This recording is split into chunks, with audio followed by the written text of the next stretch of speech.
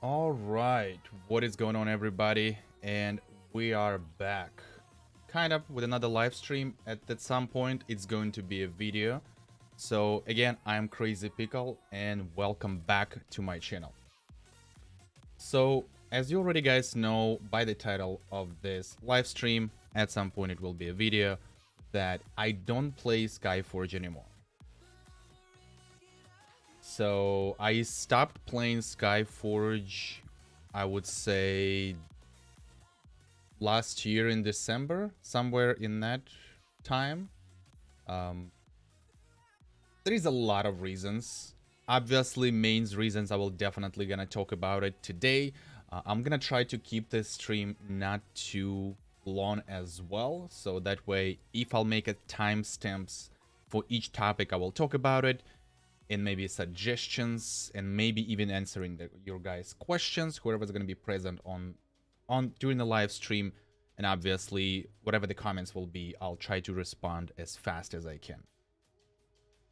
So basically, a plan is me just pretty much going to be ranting about the game in general. And like I said, that's why I just basically stopped playing. Alright, so let's start with the first thing that basically why I stopped playing, right? The main reason why I stopped playing Skyforge is because there is simply lack of different things to do. In general words, there's going to be just lack of content in the game. And it's been happening for years and years. And I've been playing this game since, let's see, 2016, kind of like started end of the 2015. Well, yeah, I think it started either end of the 2016 or end of the 2015.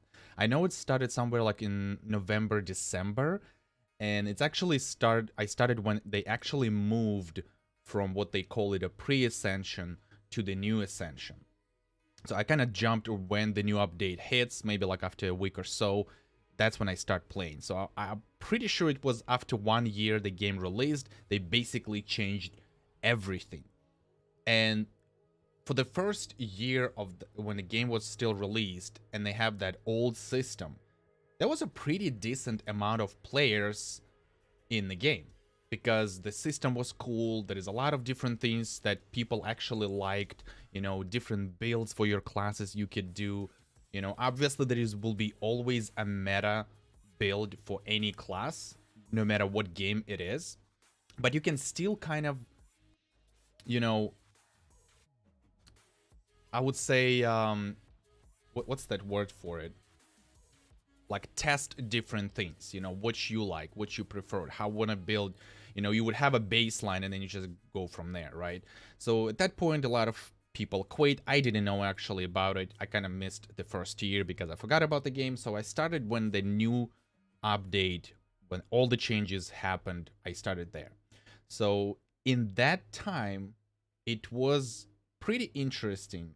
You know, it's still new to me. I didn't know the old system. And I kind of went for it and just played for basically 6 years. And during those 6 years, there was obviously a lot of changes, but there was no new content that would, you know, give me an excitement or give me like, you know, that hell yeah, I want to play it more and more. Like nothing like that. Yes, there was small changes here and there. They tried something, add something new. Obviously, it didn't work out for whatever reason, and they removed it from the game. Maybe just to rework and maybe add it in a later. Whatever the plan they have, how they adding things, how they changing things, it's really, really confusing. Yeah, thanks for everybody who joined in the stream. I do appreciate it, but it's for now I'm just gonna be ranting and all that. So when I'll definitely pick the time when I can answer maybe any of your questions. If you would have anything, you can definitely drop them in the chat, and I'll try to answer them a little bit later. So again, yes, the main thing I start hating, not really hating the game, but like don't have like edge of playing the game at all, and then it's just because there is no content whatsoever. There is no new raids, there is no new whatever else you can add, like I don't know, some sort of a bosses in the regions. Like there is so many things you can kind of get an ideas from other games that actually succeeded, and then just rework it in their own way, because the Skyforge is unique because in the realm it lives, like it's some kind of a sci-fi gods and you know all of that stuff. It's kind of like a very unique and weird kind of build of the game, and I don't know what exactly they're doing and how they're doing, who's actually in charge of all the things, but like for basically 6 years there was no exciting things was added into the game. The only thing that was added to the game, it's a lot grind, more grind, more grind, and more grind. And of course, the big focus, which we're definitely going to talk about it a little bit later, it was basically a cash grab. A lot of sales in the market, you know, a lot of promotional events that you basically cannot do fully for free.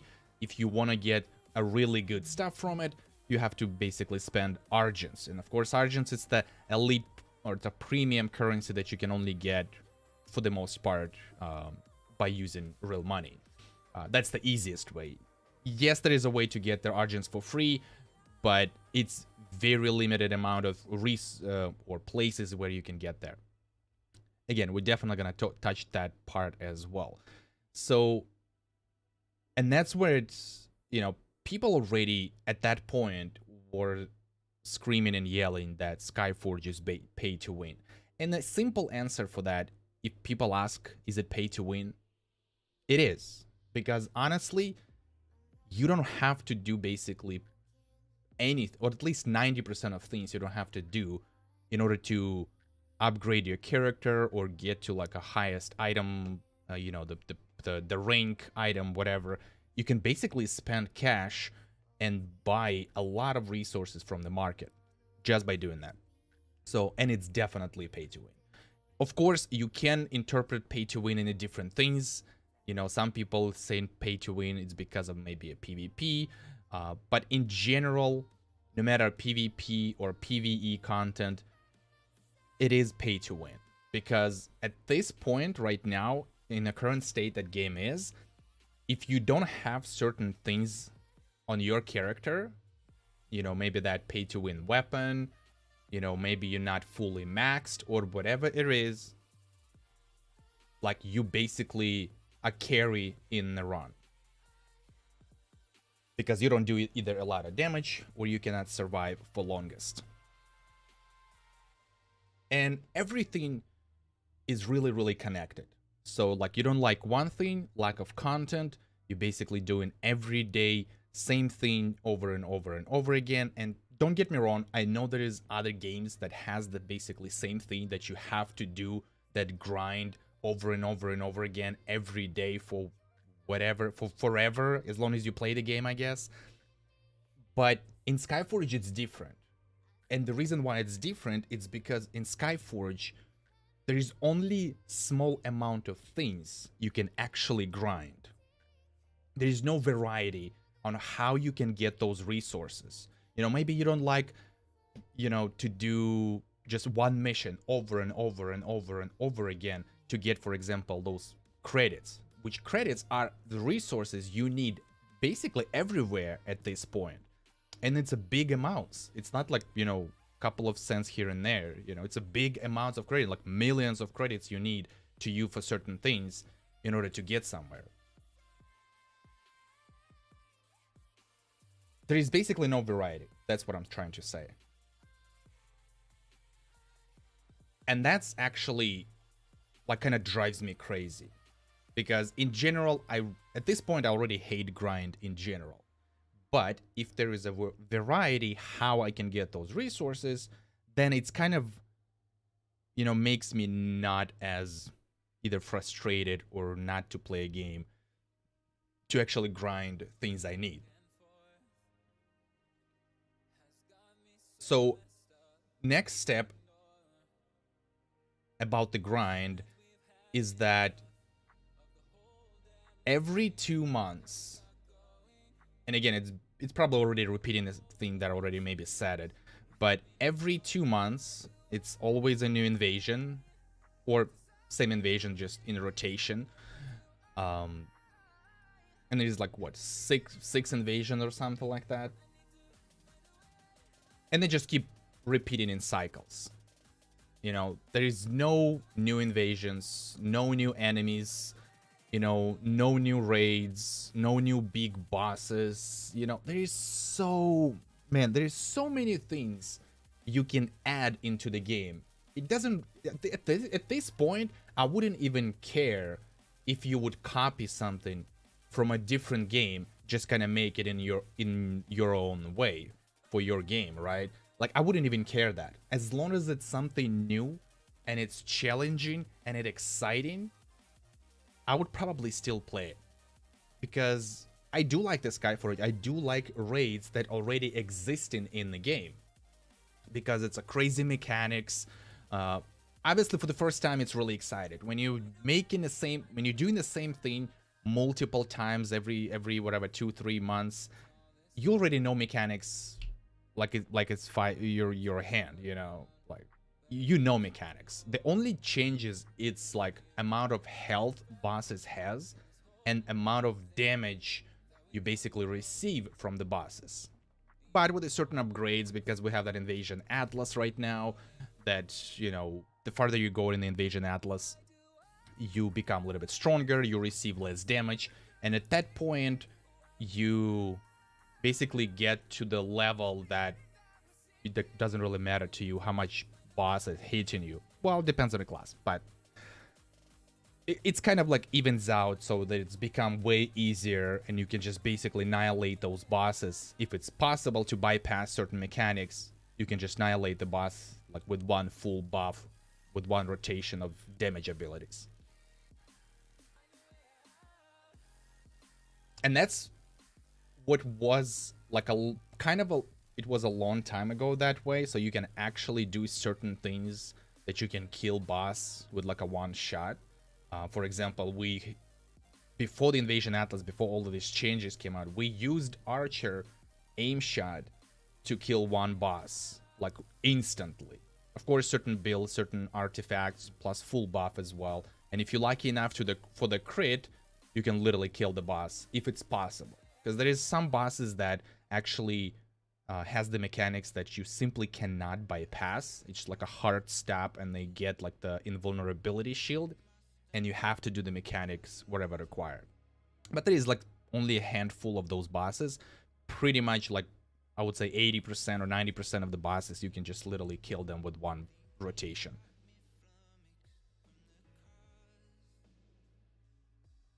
Now, let's talk about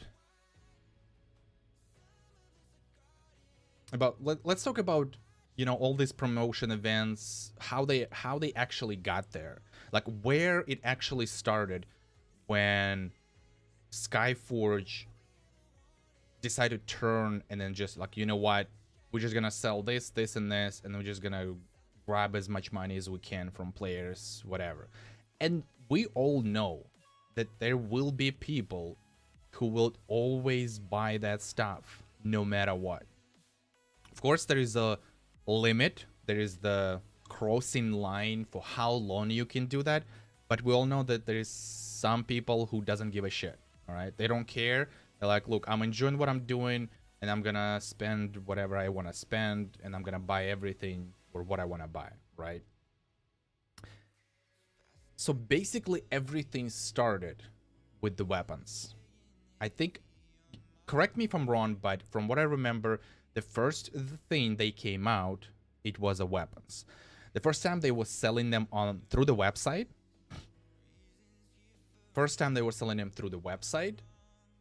And then, not really sure why, but they decided to change that and put them in the market for Argents. So you have to buy Argents, and then you can buy a weapon. Sometimes they sell it as a pack, and over the time they add it in a different way. So actually, since we are here, let me just go back and we're gonna go to the market. So they either selling them through the packs or not long ago, or decent time ago, I would say, they added like a offer of the day. Not really added, but they changed it. Loot boxes that we had for different weapons. There was multiple different weapons in one box, and it was kind of like emerald, whatever, ruby box. I don't remember the actual names, but it was loot boxes. So, and it was crazy. But then they changed that from loot boxes to the offer of the day, and it doesn't change pretty much anything. It's still a loot box in its own way, right? It doesn't look like a box, obviously, but it's still a loot box in its core. Reason why? Because you get the random stats for key or secondary stats. I don't know why they saying random stats here. It always gonna be the support aura, for example, for this weapon, and the all damage. But the key stats and the secondary stats are always different. And there is a multiple sets of different stats, key or secondary stats for the weapons. And you're still gambling. So it's basically a loot box anyway. So they didn't change anything. They just changed it how it looks. But the foundation of it, it's still the same. And you basically have to gamble to get the right weapon, especially for DPS classes, because you preferably would have to have key stats as a main damage, right? If I can go back to, I don't know, which class I... But key stats is critical damage. Let's see, where is my main damage? Do I have a main damage class? No. Critical. Guess it doesn't have a weapon. Yeah, there you go. So for DPS, the preferred stat would be the main damage bonus for the key stats. Secondary stats, I think they're always the same as well. Correct me if I'm wrong, but from what I remember, I think the only changes is a key stat. It's a main damage, critical damage, companion damage bonus, I believe critical chance, and I think that's it. So I think it's only like 4 different stats, and you basically gamble on that stuff in the market for the offer of the day as well. The bad part, at least now, about the packs when they sell in them, that pisses a lot of players, at least I hope it pisses them off, that when they come up with a new weapon, that weapon comes without key and secondary stats. It's basically completely naked weapon. Only comes with the range damage bonus, for example, for the Necromancer. And you already have that weapon in the offer of the day. So when you sell in a pack, why wouldn't you just add maybe not a weapon exactly, but like a capsule, for example, that would still give you a random stats on the weapon you buying for. So, like for example, I know there is a capsule, and I know there is a capsules that I don't think we have it here.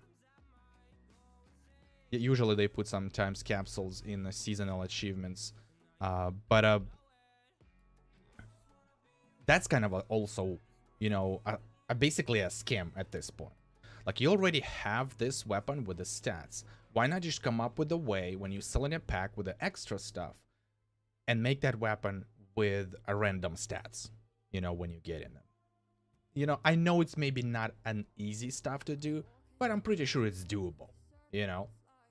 Because spending 25,000, you know, for, yeah, what is it?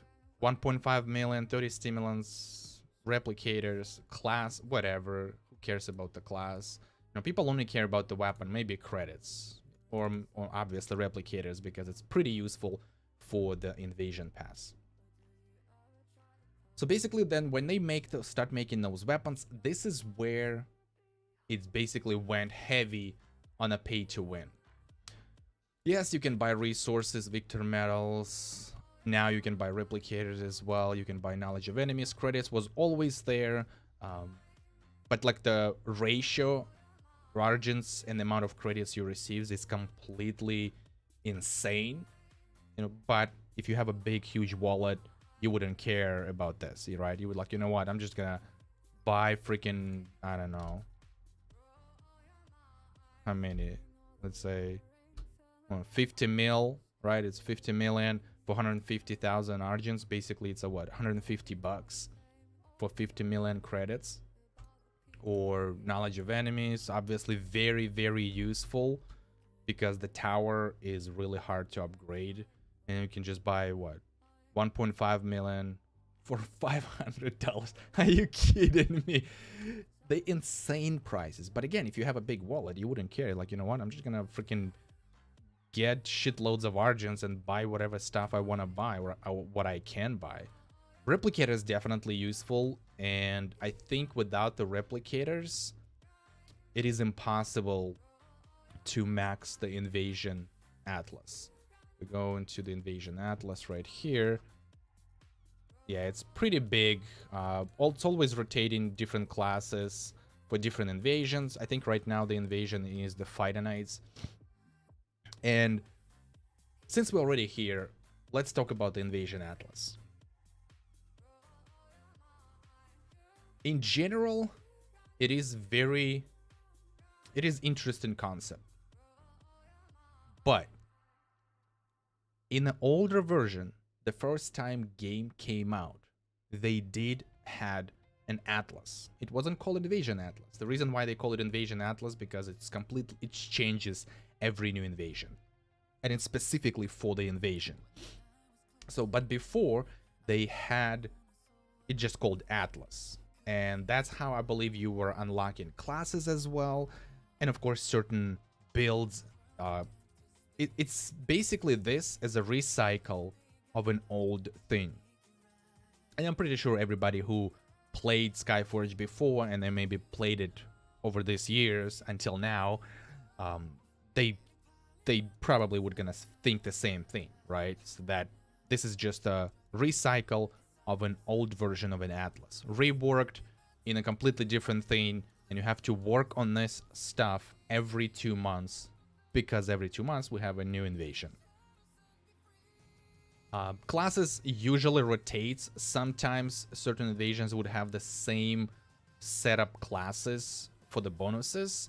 And you already know like how you're gonna approach this and stuff like that. So, and this is where it becomes a problem for a free-to-play player, that you cannot upgrade the entire atlas for free. You have to buy some amount. I'm not really sure how many, but you have to get the replicators in order to max your entire atlas. Now, another problem with the atlas, that I think even if you use replicators, and again, correct me if I'm wrong, but you get full atlas only maybe like 2 weeks before the invasion ends, maybe 3 weeks before the invasion ends, if you use the replicators to upgrade your atlas. But you cannot do it earlier than that. You just simply can. It's like a limit how many like invasion maps with these items you can do. There's always a limit. So if you do them daily from the beginning of the invasion, like you can basically do it once a day, and that's it. You get 4 per invasion quest, right? 4 things daily because of the replicators. If you don't use replicators, you only get 2 per day. Now, if you don't, or if you can't max, for example, Atlas, then another thing comes out, that your equipment, and we go to the superiority, and your bonus rank not gonna be as high as either would required by the raiding team or rank for your seasonal achievements, which kind of a battle pass you would call it. And this is another thing that you still have to basically spend money, because it costs argents. It's 20k, I think, what, 17, 15k if it's on sale from the beginning of the invasion. Usually they put it 20% off on that thing. Doesn't really matter. It's still expensive. And it will basically unlock the things in that thing. And of course you do the achievements, certain different things in the game. It gives you points, and that's how you progress for your battle pass in Skyforge. And it's definitely another way to just kind of keep players to do a grind for just this particular stuff. Sometimes, don't get me wrong, sometimes the battle pass is decent enough that it's actually worth doing it, and maybe even worth unlocking the, or buying a seasonal subscription to unlock the locked items, because like the rebirth flames are actually worth getting it. This one is unlocked, so that one is actually very, very useful, the legendary weapon Star of Rebirth, because that way if you get those and you save them up, you can actually upgrade your existing weapons to the current generation. And we're definitely going to talk about the generation part and vertical progression in general as well. But yeah, there's certain achievements for the Invasion Atlas that you have to get to a certain amount of bonus rank in order to get those achievements. And those achievements usually get a decent enough points. And you may probably say like, hey, but it's probably going to be just for the endgame players, like, you know, the mid-class players or new players obviously not going to get there. And I understand that. But if the player is a free-to-play, the only way you can achieve those things that person who would use cash to get there, you have to play for a long time, and you have to play every day at least 6 to 7 hours, maybe even more. So, and we know that not a lot of players or people have that much time. Some people can only play maybe 2 hours a day. Some people can play maybe just an hour a day. Obviously, some people would have a lot more time, depends on their real life situation. And some people maybe don't want to play that amount of hours, you know, just doing stupid grind. Because we all know why people play in the games. So they don't want to have a game as a second job. And again, don't get me wrong, I know there's other games that have the grind part in that, but there is always a different solution how you can approach that grind in a different way with the limited amount of time you can spend in a game. In Skyforge, I don't think it doesn't even have that, because there is only certain amount of things you can do to grind to certain things. If you don't do them, then you will always be behind, and you will always be very far behind people who actually doing that. I know a guy who is in my Pantheon, so I'm not really sure if he still plays the game or not, but he is 100% free-to-play player, and he's doing an end game. But he's been playing the game, I think since the game released. And he's been playing the game every day. I don't know how many hours he spent every day, but he basically were grinding crazy. He's been doing everything. I'm not gonna mention any names, but he's been doing all the missions that would gives you Argents. He would do all of the possible achievements that he can possibly do without spending anything. And he was always kind of saving Argents for weapons. He was saving Argents for if he wants to buy a seasonal subscription, who could use that.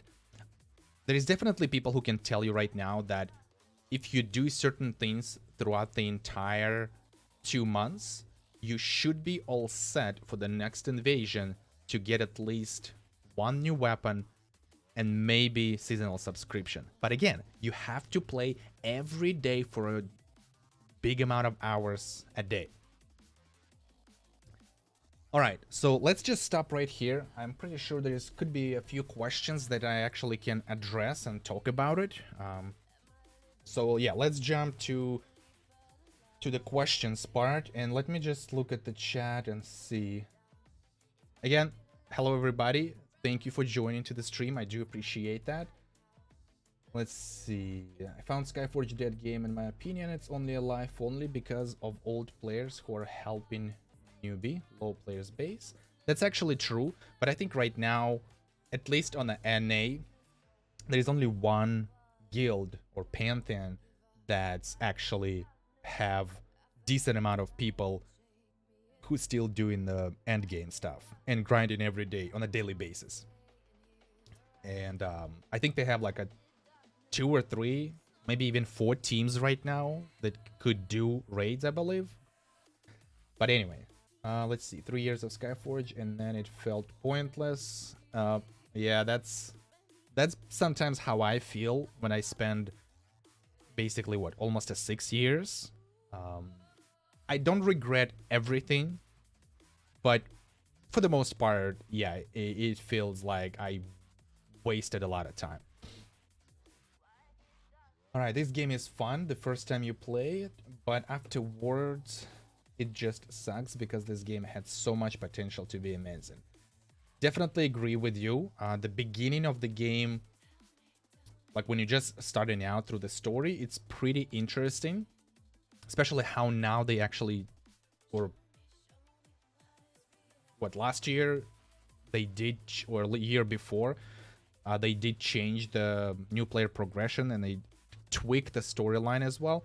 It's definitely, I do agree on that part. It's definitely very interesting, but when you get to a certain points, when you have to do a grind and you basically can because you're not strong enough, then this is where the most players are either quitting the game or even trying to play and trying to figure out and ask questions from older players. They just still, for some reason, find it hard way to get there and to be powerful enough to went through that stupid phase. All right, let's see what's next. What do you think can resurrect the game and allow more players to join it? Well, that's all. It's a really good question. The only thing I could see right now, if, well, I don't want to say it that. Okay, let me just let's see what they can do to resurrect the game. To be honest, on my opinion, there's possibly nothing they can do right now to resurrect the game. The only thing it could possibly might be a solution to change that if they would completely start from scratch. But that's gonna piss off probably a lot more players or existing players right now, and that's why it might never gonna happen. But they have to change a lot of things. They have to start a little like clean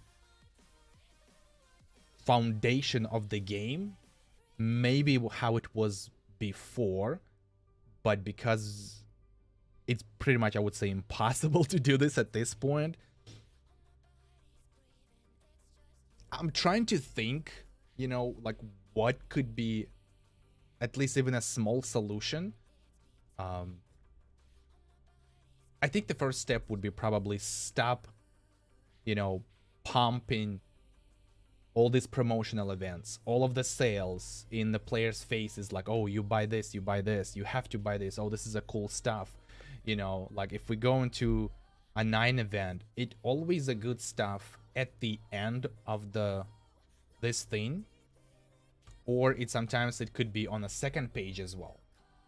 So they have to completely stop milking players on money first. Yes, it will cut out the income, some sort of an income to them for whatever time being, but you can at least sell cosmetics. And that's another problem with cosmetics, that most of the cosmetics are just recolors. They have terrible look. I don't want to point fingers, but it's definitely tells that they lack in creativity on the costume parts. So that's why they kind of think, you know what, we're just gonna sell something overpowered instead of just cosmetics, because I'm pretty sure cosmetics, nobody's gonna buy it because it looks terrible, right? So if something looks terrible, you're not gonna buy it, right? But I think that would be the first step to eliminate as much as possible pay to win option. And again, it's definitely gonna be hard. It's definitely gonna reduce their income since it's a free-to-play game. It has to, operate somehow. So you need some money to pay salaries to people, right? And they have to change a lot for the beginning of the game. If you start as a new player, they have to change a lot. They have to change a progression system that either would be a little bit easier than it is right now and would have more explanation on certain things, like talking about the maybe key and secondary stats, do those little kind of small beginner tutorials in the game explaining about those like a key elements in the game, right? Because when you start in the game, you have no freaking clue. If you're completely new player, you have no freaking clue what's going on, what stats do, and all of that, right? So they have to kind of make that as well. Then the second part would be when you become a junior god, and this is basically where everything starts, that you like everything literally drop, like shove in your face, and you're like, okay, now you're basically on your own. And you have to figure out what to do, right? They don't tell you much, like what you need to do. So they definitely gonna have to change that, and they definitely have to change the difficulty on that particular phase. So maybe at that point, but slowly they can bring certain things back. But shorter version of this, I probably didn't say much that probably wouldn't make any sense, but they have to basically start from the clean slate, like Skyforge 2.0 or something like that. I don't know, and start completely clean, and then do everything right. Listen to the community. Maybe not everything, because there's certain people who just saying some stuff that doesn't even make any sense, but listen to those people who gives a really good explanation what they want in the game and how they want in a game. Obviously, you don't have to. The developers don't have to do it exactly as players ask, but close enough that players see, oh, I asked about it, and they changed it. So that's basically what possibly they could do in order to possibly bring some players back.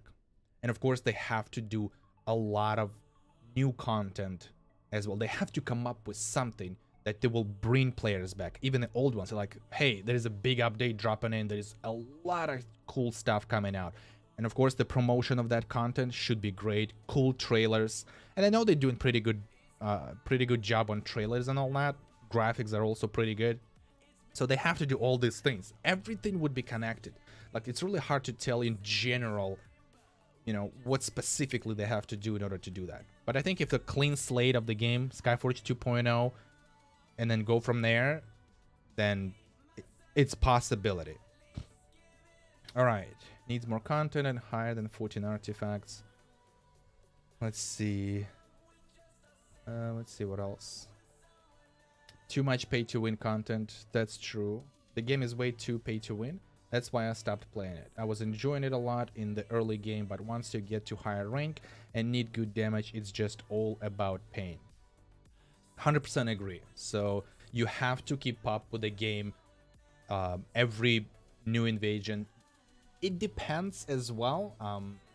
I was kind of did a little testing on that part, and if you come fully maxed on everything, let's say for one invasion, the next invasion, the only thing you might have to do is upgrade your jewelry and gems of power. You don't have to do the weapon. Even if you DPS, you can at least maybe skip 1 or 2 invasions for the weapon. It also would depends on the invasion. If you coming in from one invasion to the demon invasion, then I think everybody would agree that you have to basically upgrade everything, and weapon and jewelry, because the demon invasion is a crazy DPS check. Let's see. No way, it's crazy Pickle. He's a lich. Thanks for that. Let's see. Booba Smith is a pay-to-win, bro. Don't lose your time. Yep, I 100% agree on that part. But again, I don't play the game anymore, so I'm just kind of finally trying to, you know, rant about it. Why I'm not playing the game, why I quit, why I hate certain things, you know. And it's really like I always had troubles to kind of go for it and maybe make a video for it. Like I just want to, you know, right now, that's why I decided to stream, and like, you know what, I'm just gonna talk about it, see what I have thoughts at this point, maybe give a little couple of minutes for myself to think and just talk about it. Because every time I kind of go into it, like along the way while I'm talking about one thing, something comes up again and I'm like, oh, now I can talk about this. All right.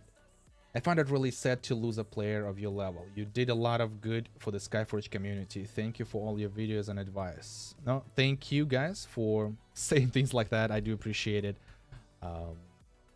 The reason why I kind of started that, and I remember all my old videos, like they were terrible. Like when I'm looking back in time, I'm like, man, that was terrible. And I didn't know much about a lot, so I was kind of also, you know, new to YouTube and all that, so how to make all that stuff. So I kind of win it. There is certain real life situation that kind of not allowing me to do certain things as well. But, you know, practice makes you perfect. So the more you do, the more you get better at it. I'm pretty sure my video still is not as good as I would like them to be, because I don't really, you know, pushing them or kind of improving on that part too much, because it's still for me basically a hobby, so nothing really matters, you know. I don't look at the stupid numbers on that YouTube, how many views, like about all this stuff. I don't really care, you know. I'm just doing it. I was actually start doing the videos.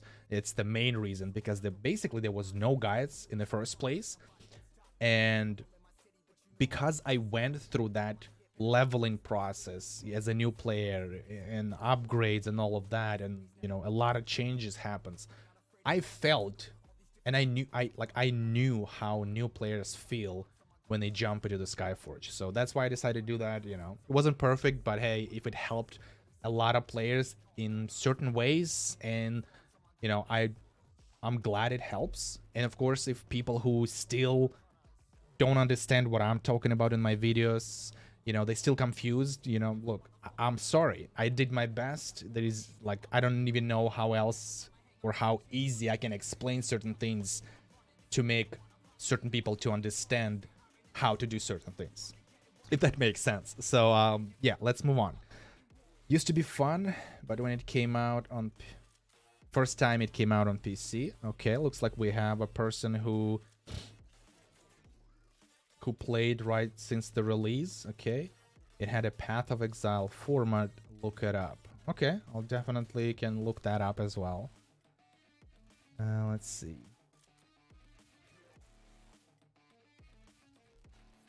No, mind, it was your health that determined how strong you are. Oh, that's actually interesting. Groups are so hard to find. So definitely player 10. Big advice, never use group finder. If you ever try to use it, since the community is very low, it will never gonna work. So you always have to join a Pantheon in order to find some sort of a help. But again, not all people helping, even if they can, even if they have time. But there is certain people who are actually like doing that. But again, you need to join a Pantheon. That's the big thing in Skyforge. If you're not in Pantheon and you're trying to do certain things, unless you're really good at figuring out, and then you can go without Pantheon and solo certain things. But at some point, you're going to have to join the Pantheon anyway, because without a Pantheon and other people, you're just not going to be able to do things. You're playing one mission 100 times, you don't get nothing. That's kind of true. AKA 2005. Hi, my friend. Hello there. Thanks for joining. Too many bugs. Oh, that's, yeah. The bugs are, yeah, it's so many. And those bugs, certain bugs, were actually been there for years and years in the game, and they never even try to fix them. Every time you read the patch notes, they fix in stupid things. It's like when you read in the patch notes, it's like it doesn't even make sense. Why are you focusing on this instead of focusing on something else? And I would say probably why. It's because it's easier to do to fix the things that they're fixing compared to what actually has to be fixed. So yeah, that's basically a problem, because they either don't know how to do it, or they just simply cannot figure it out how to fix all those bugs. All right, Princess Ivy, I just started the game a week ago and I'm now 169 rank, and it's hard to increase your rank when you don't have the credits or gear to get content done. I hate it. So this is where it becomes a grind, like a really heavy grind. And again, at rank 169, you're very limited what things you can do to farm those items, and it's still gonna be the same thing. Like, you just go into the same mission that gives you the most credits and just keep doing it over and over and over again. And for like end game players, they can do that because they probably have already shitloads of faith to go God and do missions really fast. But if you're only playing what, a week at this point, then you have to do missions without a god form. So, and it takes a lot of time. And the only thing you can do probably is just squad missions, and other way to get credits would be the regions. Is what I don't remember. Roku Valley, I think the best region right now to do credits. You just basically go to the region and do the quest in that region, and when you finished all of them, you get about, without a premium, I think you get about, don't get me wrong, I might be wrong, but you might get around 500. Hold on.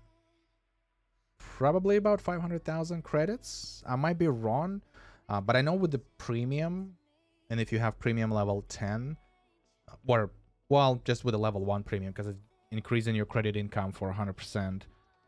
So I think it's gonna be like 1 million. Might be a little bit less than that. Maybe like 800,000. All right. Complete seasons and Yellow Road.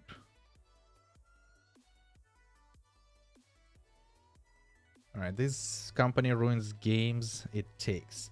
It took on a home brew of a WoW called Allods Online, which used to be extremely popular, and ruined it just like they did with Skyforge. Well, Skyforge is actually a Russian game, so they actually made it. So they didn't actually take it. The publisher on the NA EU, it's just a publisher. They don't make any decisions on what's going into the game, what's changing. They only just receiving feedback from players, sending it to the developers in Russia, and those guys are, or whoever's in charge there, decide what to do and how to do.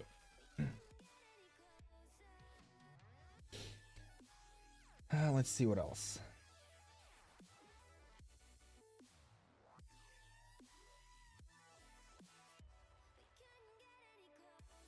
quit because the EU server doesn't have any active players, which means I cannot get any good gear, which means I can't solo. That sucks. I just started and I couldn't figure out how to make more space in my bag. I'm stuck in the first content. I can't teleport, also do nothing because it says your bag is full. So please help, bro. Okay, so to unlock your bag, you basically have to click on the locked part on your bag, like on that little lock on a square. You just click on it and it tells you how much credits it's gonna cost you to unlock how many squares. That's how you unlock the bag. So you need credits to unlock it. But you just have to click on that locked square in your bag. Sure, I can play Groove Walker, but I don't want to play classes that are uninteresting to me. Well, if you don't want to play classes that are uninteresting to you, then it's definitely going to be way harder for you to get somewhere in Skyforge. It's still doable. It's just going to be a little bit longer compared to a meta classes or the strongest classes for certain things. I feel as they brought back the option to change your skills like they had years ago. Alki Reflect was so nice in PvE.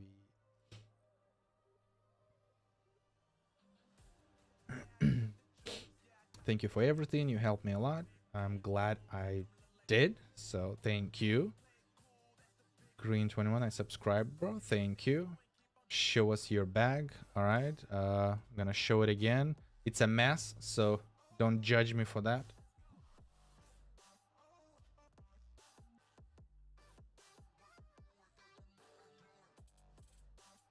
EU has the most players, I think. Yes, EU has highest population of players compared to NA. NA has like very, very low amount of players. Okay.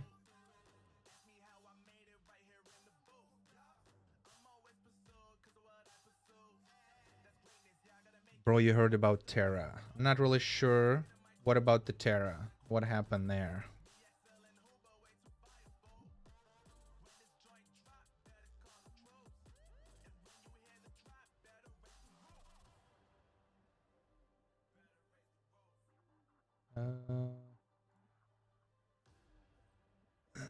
Let's see.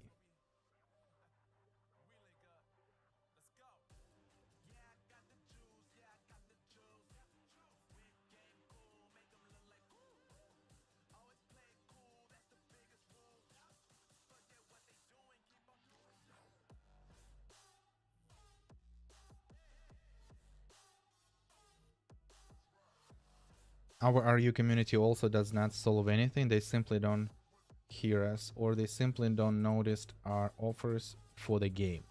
As far as I know, and I might be wrong, RU community is definitely going to be the biggest amount of players compared to EU and NA combined. So, and I'm pretty sure most of the feedbacks comes from them. So they more of a kind of listening to their community and then just disregard what NA EU giving the feedback for. But again, I might be wrong. This is how I feel when I see how people give feedback, what they give in for, and they see there is no changes. We need a Golem invasion. I started when the Gunner was released and I had an insane number of prestige, okay, but I came back and only had around 300 prestige, which prestige changed from prestige to rank at this point. How to become an elder god? To become an elder god, you simply have to finish your Temple of Deeds. You max your knowledge, Hall of Willpower, and Hall of War, and then you will have a little quest that you can talk to. What's her name? I forgot. One of the NPCs in the observatory. She'll show up. You're gonna talk to her, and then your Hall of Elder Gods will be unlocked for you. But you can only upgrade that. I mean, it will be unlocked a little bit earlier than that in general. You can look it up, what's happening here. But in order to upgrade Elder Gods, you have to max Hall of Knowledge, Willpower, and War. NA on the PSN doesn't seem to have a very large player base, and it's difficult to find a good active Pantheon to join. We need a man-tide invasion. This is actually another thing that they tried. They added a 5-man, a warm-up version of a man-tide distortion, and for some reason they just removed it from the game. I'm not really sure if they told us why they did that. I only knew there is a one thing that you could farm a decent amount of credit, like 100,000 credits or something like that, for like 2 minutes of work. Because you can basically kill the bosses, like even sometimes less than 2 minutes, and get 100,000 credits. But that's probably what they said. I'm pretty sure there's a different reason why they removed it, not just that. What to do when you maxed all bastions, etc. Basically grind. There's not much you can do. Just basically grind credits, grind your knowledge of enemies to upgrade your tower, upgrade your cathedral, upgrade, what else? Do missions, do certain things to get your victor medals.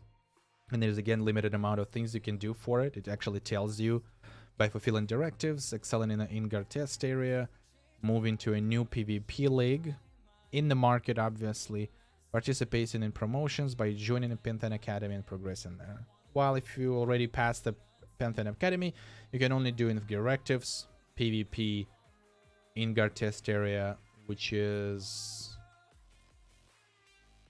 this one. You get those here, which is ridiculously low amount, and it's stupidly low compared to the difficulty of the Ingar test area. You can get certain boxes from here as well. Sucks they don't show you what it contains, which is kind of also stupid. Why not just like when you hover the box, it tells you what's inside? Would be very nice to people know, okay, what am I getting? Like, maybe I'm just gonna stick with the bronze box. Maybe I want to get just a silver, or should I push for the gold one? Obviously it would make sense to push for the gold one, but it's gonna be really, really hard.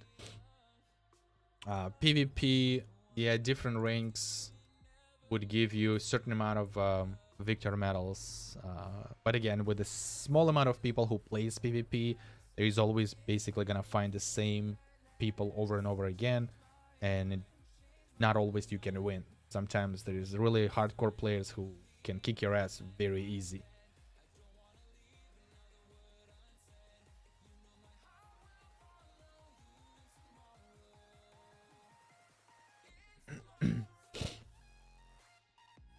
I really like this game, but I don't like that I have to spend tons of money to have the cool weapons. JC, to be honest, you don't have to. You make a choice, right? Because there is always a choice. So if you choose to spend and buy them, then it's your choice. Obviously, it still feels, it's definitely a pressure from the game itself that you have to buy weapons. It definitely feels like it, but you always have a choice. You don't have to buy a weapon every new invasion. You don't have to buy a weapon for every class, because there is small amount of classes that you can only use, and they are very useful for whatever content you're doing. If you only focus on those classes, then you should be fine. But yeah, I know where it's coming from. It definitely feels like you pressured to buy those weapons. What is actually the best way to farm knowledge of enemies? Oh, that's a really good question.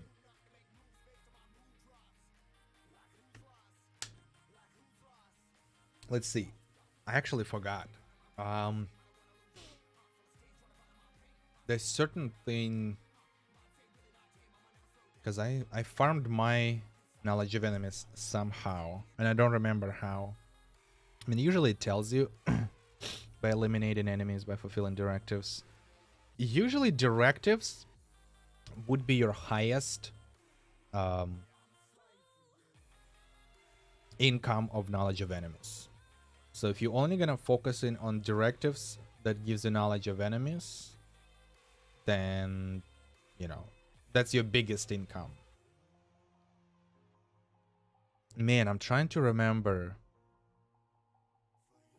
Okay. Yes, there you go. Now I remember. So you need... okay, first thing you need is the divine weapon. And the divine weapon, let's see, abilities, symbols, it's this one. Don't mind the improved, but just Asterius' glyph. This is what you need to get extra knowledge of enemies when you kill mobs inside of the mission. But you still have to go to the mission and kill those mobs with that weapon. Basically just use the left click on that weapon and you should get the knowledge of enemies.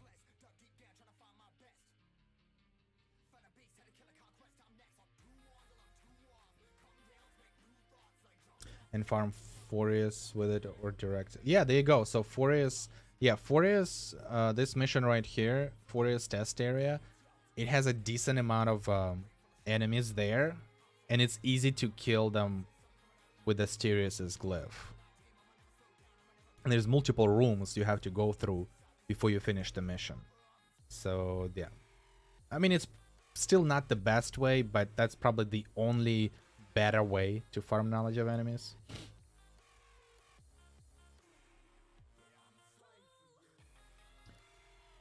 I grant any of this game with full free-to-play style.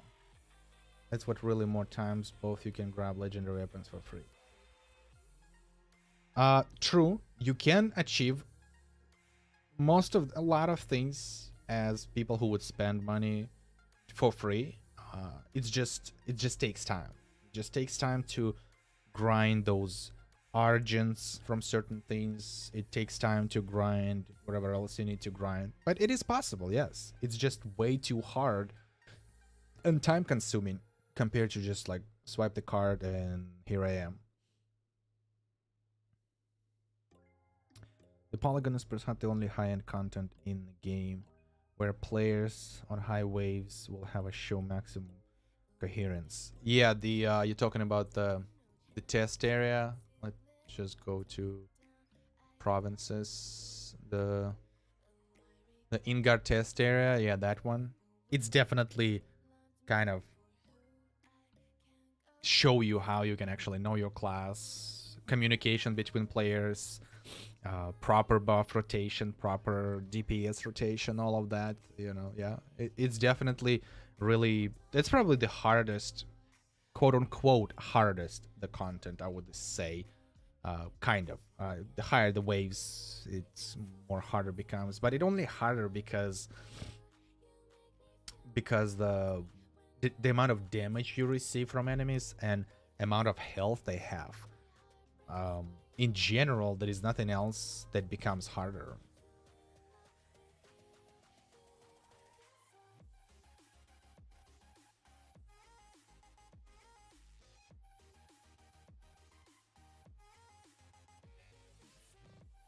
If EU and ANRU combined, that would be better. It's definitely would fix how many players for like entire server. If you combine all of the active players at the moment, definitely would possibly help a little bit. The only problem in this is the time zones. That would be the only thing that you would have to stick with something in the middle between NA, between AU, and between Russian time zone. Yo, stream some Family Guy and let's watch it together. Yeah, maybe someday. Operation Gizargins, true, but in operations, you... Yeah, I don't have it right now. You have to... You know what? Let me just go and do some quick mission or something. Man, there's no even a quick mission to do for me. Everything is really hard. Well, let's do this one. Can't even do the trial anymore. Jesus Christ. But yes, operation gives you Argents, but you have to compete for it. Like if you're there by yourself, then and nobody joins, then yes, you know, it's easy kind of win. But for like new players and mid players, it's still a little bit harder to get certain amount of points to get to 100%. Actually, let's see if we can pop the weapon. So that's how you just basically kill enemies with Asterius's glyph. And you should get like marks. See, there's a marks popping out. Oh, knowledge of enemies popped out. About 300 right there. So that's basically how you kind of farm this shit. But what I hate about the operation is that you have to compete with other people if somebody joins your operation.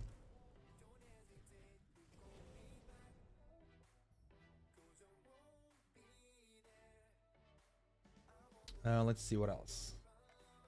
If it went cross-platform, it would never gonna happen. And I don't really know why. How would I explain that? But I don't think it would be ever possible for them to combine consoles with a PC version. First thing, I think it's because it's a different generation generation of the equipment. It's different. The consoles doesn't have a lot of other things that that PC has right now. So even if they would like to try to bring consoles as a cross-play with PC, they have to basically bring everything to the console that PC has. And then try to do the kind of a merge like that.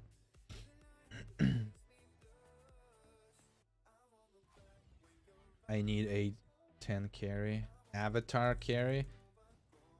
The Fighter Knights is very easy avatar.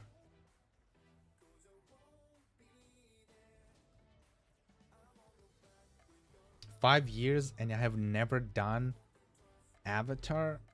Wow, that's bad. That's really, really bad. I mean, I honestly feel sorry. Playing 5 years and never done this, man, you're missing out.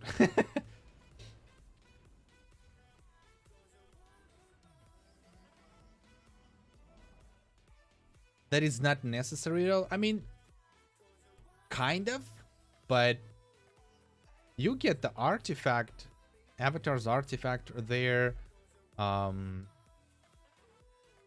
get the divine weapons that are where these ones that only you can use the Avatar's artifact, so you cannot just buy them from the market. So and those weapons are actually, some of them are really good. Some of them you have to have. Plus you also get the artifact avatar trophy that allows you to unlock the last two vengeance or magic elder gods.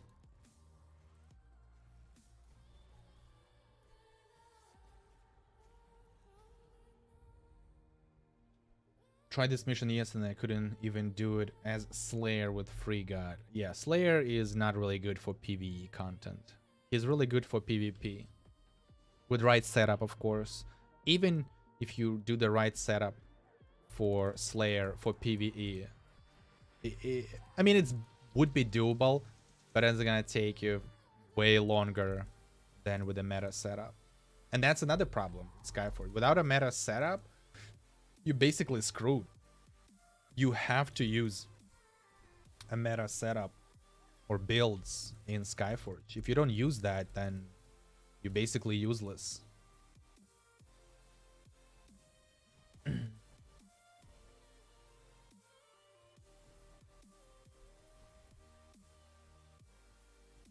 Cyrus's blades, I think, the freaking craziest divine weapons right at this time, because of that new upgrade they came out, unless they nerfed that.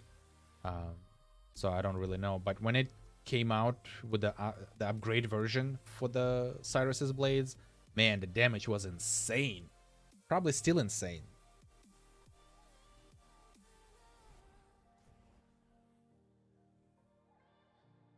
So, hey Technoviking, welcome back and thanks you for joining for the stream. Let's see, we're gonna finish this mission right now, just to get to the operation and kind of talk about operation at this point. So, which would be another topic that I can complain about.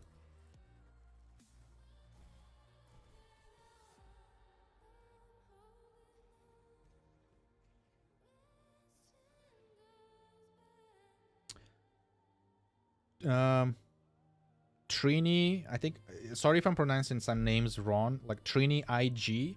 So you bought Thanatos gloves upgrade. Have you tried to use them? Because from what I know, at least from what I heard, if you use the upgrade version, it will give you the normal version as well. Oops, pushed the wrong button. So I don't really want you to use it, because at least that's what I heard.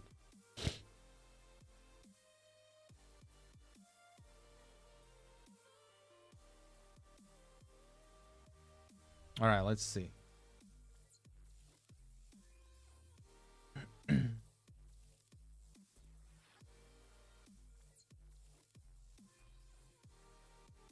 There you go. Operations. So, operations. Let's talk about this for sure. The first, like 1, 2, maybe this one. Okay, let me just explain the operations a little bit, how they actually works. For those who doesn't know, or maybe still confused about it, first thing you need to do is just missions, directives, any directives. Just join in for directives, just start doing directives, whatever. Any mission you do gives you a certain amount of points.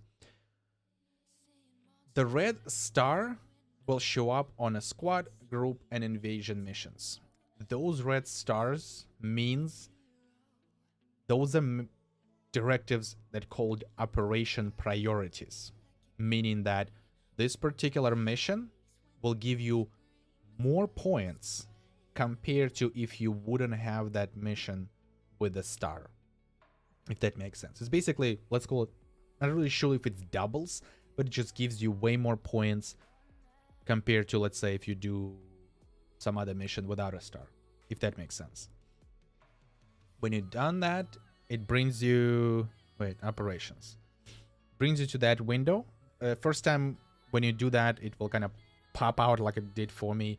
You can click, just go to this window and it will get you there.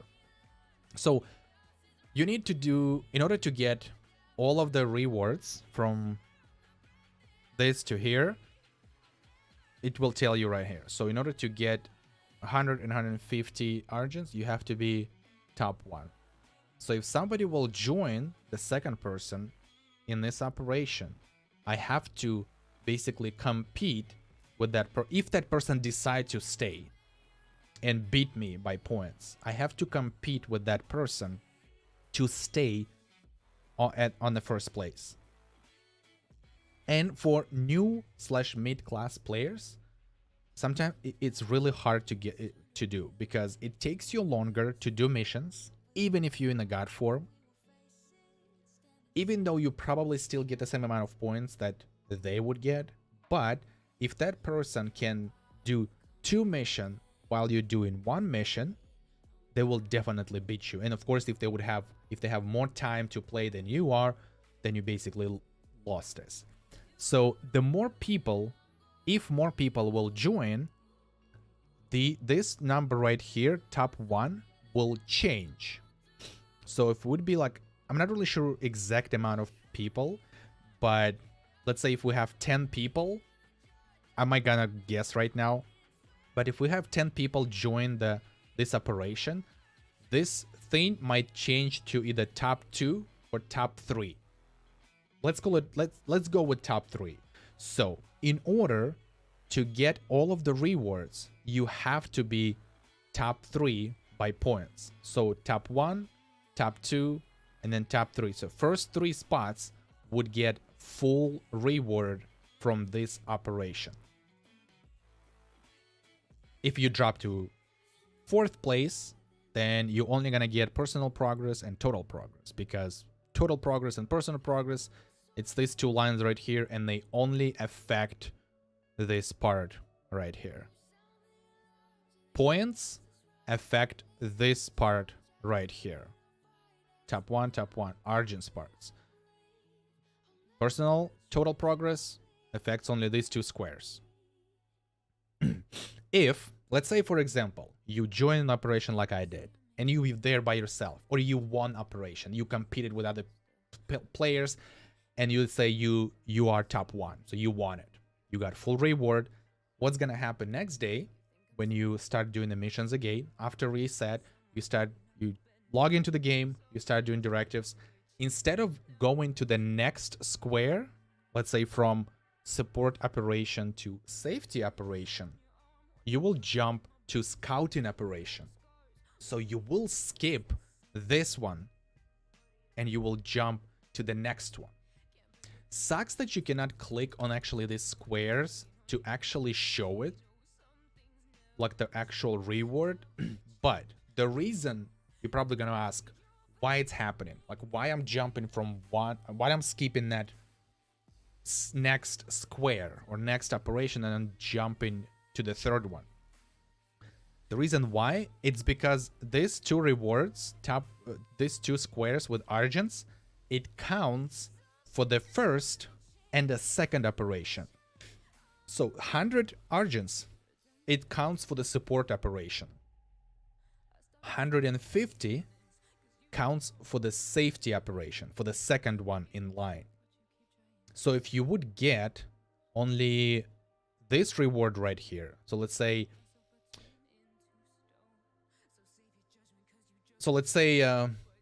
there's a bunch of people in your operation again, and these 2 will change as well, like I said, right? Sometimes, I think actually forgot to mention one thing, so that this right here might be higher compared to this one right here. And the only way it could happen if you are under the, let's say, top 3 players. Let's say it says top 3 here, but you can still get at least 1 Argent rewards if you like are right under the top people by points, if that makes sense. So if you get only 1 reward with Argents, like let's say 100 Argents right here, then you will move to safety operation. Sometimes when I was only getting 1 Argents, it does sometimes happens that you jump to the scouting operation. It's kind of like varies. Sometimes you go to the 2nd one, sometimes you go to the 3rd one. But again, if you get full 2 Argents, you will skip 1 and move to the 3rd one.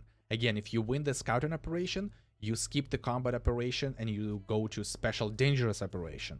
When you win that, get full Argent reward, you skip special operation and then join operation of special importance, new day.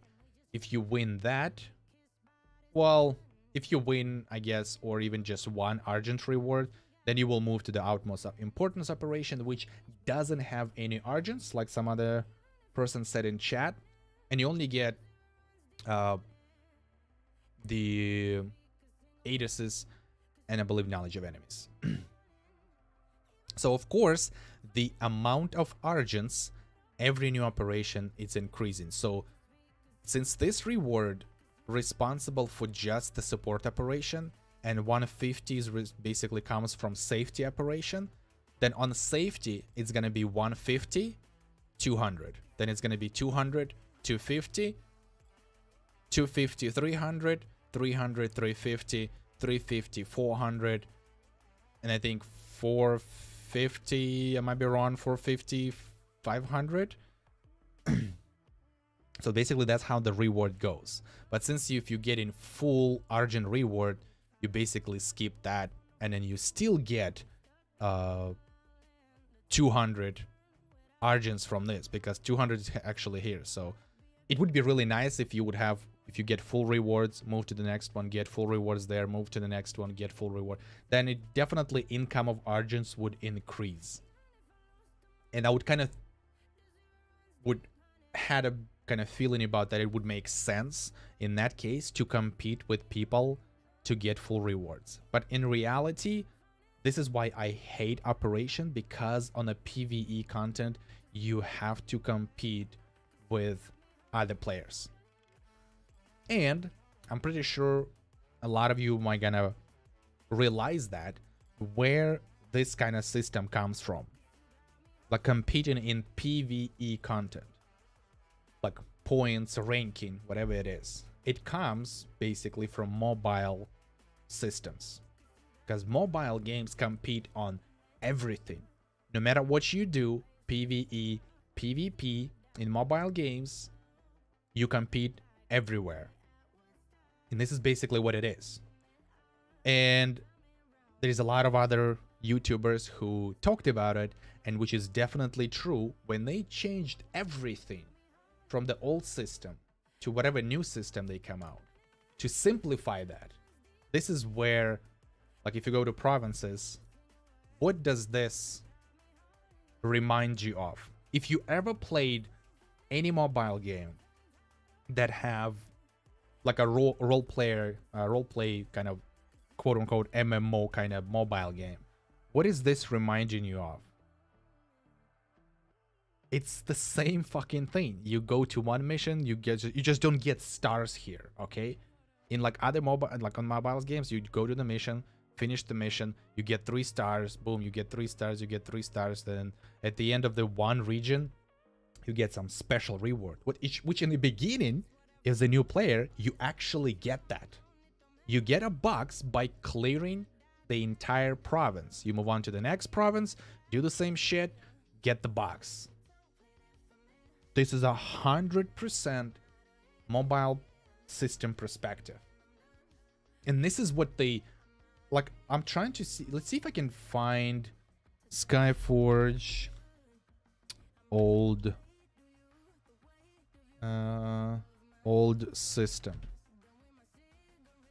Let's see if we can find it.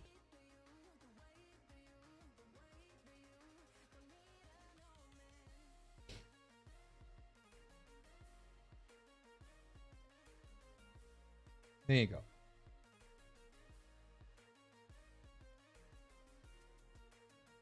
So let me know, guys, if you can see it. So this is old system that's been in Skyforge since release. It's just about an Atlas. I mean, pretty sure there's a lot of other things that was in the game, but I think the Atlas was the most important thing. And it was huge. It was huge. Let's see. Is that the Skyforge? No, it's not. I'm not really sure if they have all of this old screenshots.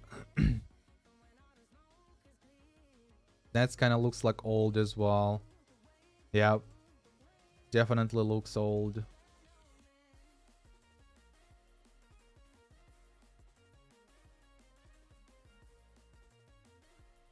Yeah, I don't think we have much more screenshots here, but that's basically what was before. It wasn't anything like this. There was no provinces. There was no stupid mobile systems in the game. And that's another thing, that why they so predatory for cash grabbings, like keep pumping events that, you know, you kind of pushing people to spend money, right? It also comes from mobile. Mobile's always freaking every things they get into the game, you have to pay. Like, I mean, you have a choice, but it kind of feels like it's pressuring you to pay for it. Specifically for like a really good, nice stuff, right? But yeah, that's basically, see, it's like, it's mobile thing. And it's like, actually, we can probably jump, hold on. Let's see if I can find, there's another YouTuber that actually talked about this, about Skyforge so well, that I'm like, man, I wouldn't be able to talk about the Skyforge anywhere like that. I mean, he's really good at reviewing MMOs. Let's see.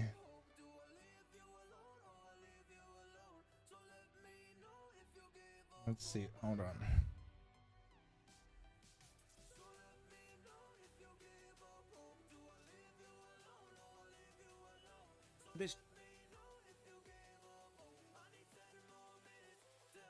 All right, hold on. Hold on, guys. What is outplay? You play and it records. You can choose exactly what you want it to record, whether it be kills, assists, deaths, wins. Just drive haste, exactly. All right, let's skip this. Let's just that's actually the first time I'm watching somebody's video. Skyforge is a really fun, action-packed, full-on PC MMO that is extremely enjoyable on the surface, but is held back by its lack of polish and the undeniable, overwhelming feeling you're playing a really overdeveloped mobile game. Ladies and gentlemen, welcome. I'm Josh Strife Hayes, and this is Worst MMO Ever, a series where I play the worst MMOs I can find so you don't have to. Drop a like on the video or sub to the channel for more MMO stuff, ring the bell for all the future notifications, and as usual, a massive thank you to all the supporters on Patreon and Twitch who keep the channel alive. I don't care how small the text gets, I'm keeping all your... He does a so really good job at explaining every, like, flaws, even a good stuff about the game in general, like, and I'm just like, I can relate to him, like when he talks about certain things that the games I played, and I'm like, man, I never actually even noticed of it. Maybe I even saw it sometimes, and I'm like, hell yeah, I definitely saw that. It's definitely, I experienced that. So yeah, page. More on how you can support at the end. For now, let's begin. Today we are playing Skyforge. Now remember, this series is called Worst MMO Ever, but they're not all irredeemably bad. In fact, Skyforge was downright fun for a few hours I spent with it, but it's not without flaws, and that's what I'm going to focus on. Exactly, and this gets pedantic, because honestly, Skyforge feels so close to being awesome. It's just ruined by some absolutely unforgivable amateur-level mistakes. Exactly. So Skyforge, it's on Steam and it's free, and wow, the top reviews do not paint this game in a favourable light. We will come back to these later. Skyforge is published by My.Games, so I checked them out and, oh, a sci-fi shooter called Warface, a fantasy MMO, Conqueror's Blade, the Eastern-looking Revelation Online. I see, I think me and My.Games are going to get to know each other very well over the next few years. So I launched Skyforge and we face the first issue. Resizing the game doesn't.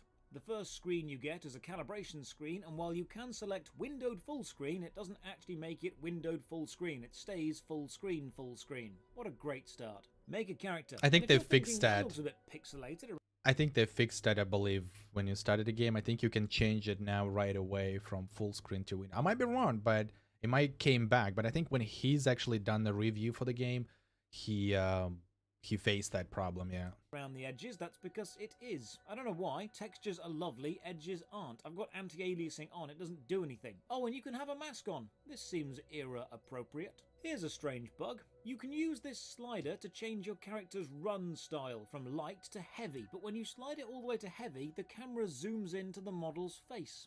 Yes, Why? it's still I'm there, not man. affecting It's the face, still I'm there. changing the gait. I want to see the whole model so I can see what the run animation looks like. This happens with a few other sliders too. Have you just used these sliders with the pre-programming of changing something on the face parameter so it still just zooms into the face? Game starts. We're a soldier on a train. We're on our way to kill some bugs, and we get told very directly, be careful, you are not immortal. Remember this line, it will be important later. WASD movement, space is jump, the UI is clean, the graphics look fine, the movement feels good, lighting is consistent, ambient audio fits. Okay, everything looks good, so we head over to this sergeant, press spacebar to talk, and now the minor yet jarring problems begin. The game is voiced, mostly, but the voice acting does not match the subtitles. Look, I know Sunbug, this yeah. isn't game breaking. What it is immersion breaking. This is a really common design fault in a lot of Eastern games translated over to the West. They care enough to subtitle, they care enough to voice act, but they don't care enough to match them up. It's a signifier the company has talent and skill enough to make a high quality game, and money enough to afford voice actors, but not the patience or care to make sure they've actually polished it together, and we will see this lack of polish throughout.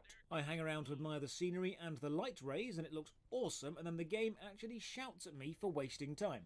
I actually like this. It adds a sense of connection between the player and the avatar. Your actions are being observed and reacted to by the NPCs in the game. Now to combat, which is the main part of this game. Skyforge is an action MMO. Left click for basic attack, right click for a larger AoE sword swipe. Shift is dodge and you'll gain more abilities.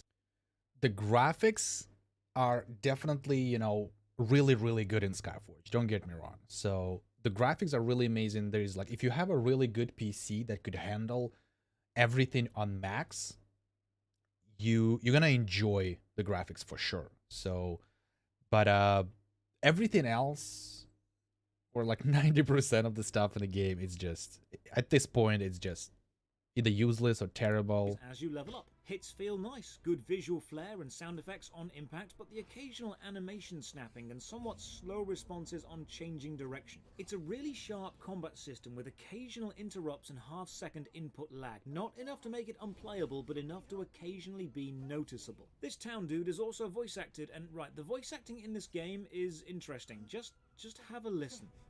Thank you. I thought they'd tear me apart. A big pause, of course. When the creatures started coming in, everybody panicked. People screamed, and I ran. The text above the head of the guy goes way faster than he talks. I fell behind when I went to get something from my house. Some of the voice acting is great, but most of it is bad. Very bad. Don't worry, True. we'll hear some really, really bad stuff later. Kill some mobs, then have a nice little cutscene and fight the first mini-boss. Now, while fighting, you'll see orbs fly off the enemy. These refill your health and are somewhat important in the later game. They also means the best way to restore your health is by attacking, so it's promoting aggressive gameplay, which is a great way to encourage the player to engage in combat. It's what the reboot of Doom did. Killing the mini-boss gets us another cutscene. We rescue some people and then get thanked by all of them. And look, when I say the voice acting is laughable, this is the kind of thing I'm talking about. There you go. Stay over there. You can come out. Come out! It's safe now! Thank the gods, you got them all! Thank you. Thank you! You're our saviors. We're saved. Thank you. Thank you so much. We thought it was the end of us. Despite winning the fight, we are ambushed, and the next cutscene is actually quite nice. Visuals are decent, music is good, fight direction is lovely. Skyforge feels like a high-budget game made with a low-budget attitude. Oh, and in this That's cutscene, we die. okay. This part, when I heard this part and when he said it, high budget game, it feels like a high budget game with a low budget of attitude. Man, this is so true. Not like when I heard that, I'm like, man, I'm with you 1,000 millions %. It definitely feels like this. Like we just get straight up murdered. But that's not a problem, because we are, subverting the expectation of the earlier intro movie, actually immortal. And then we're treated to a great cutscene, and okay, just watch. I've not edited this. Arise, immortal. It is not the end. It is just the beginning. The text... Hold on. She said rise immortal first, but then your journey is just the beginning. But she says completely different thing. It is not the end. It is just the beginning. They didn't even bother to even change that.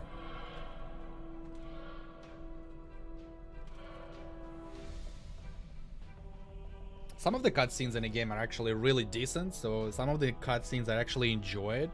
It's just everything else is ruins.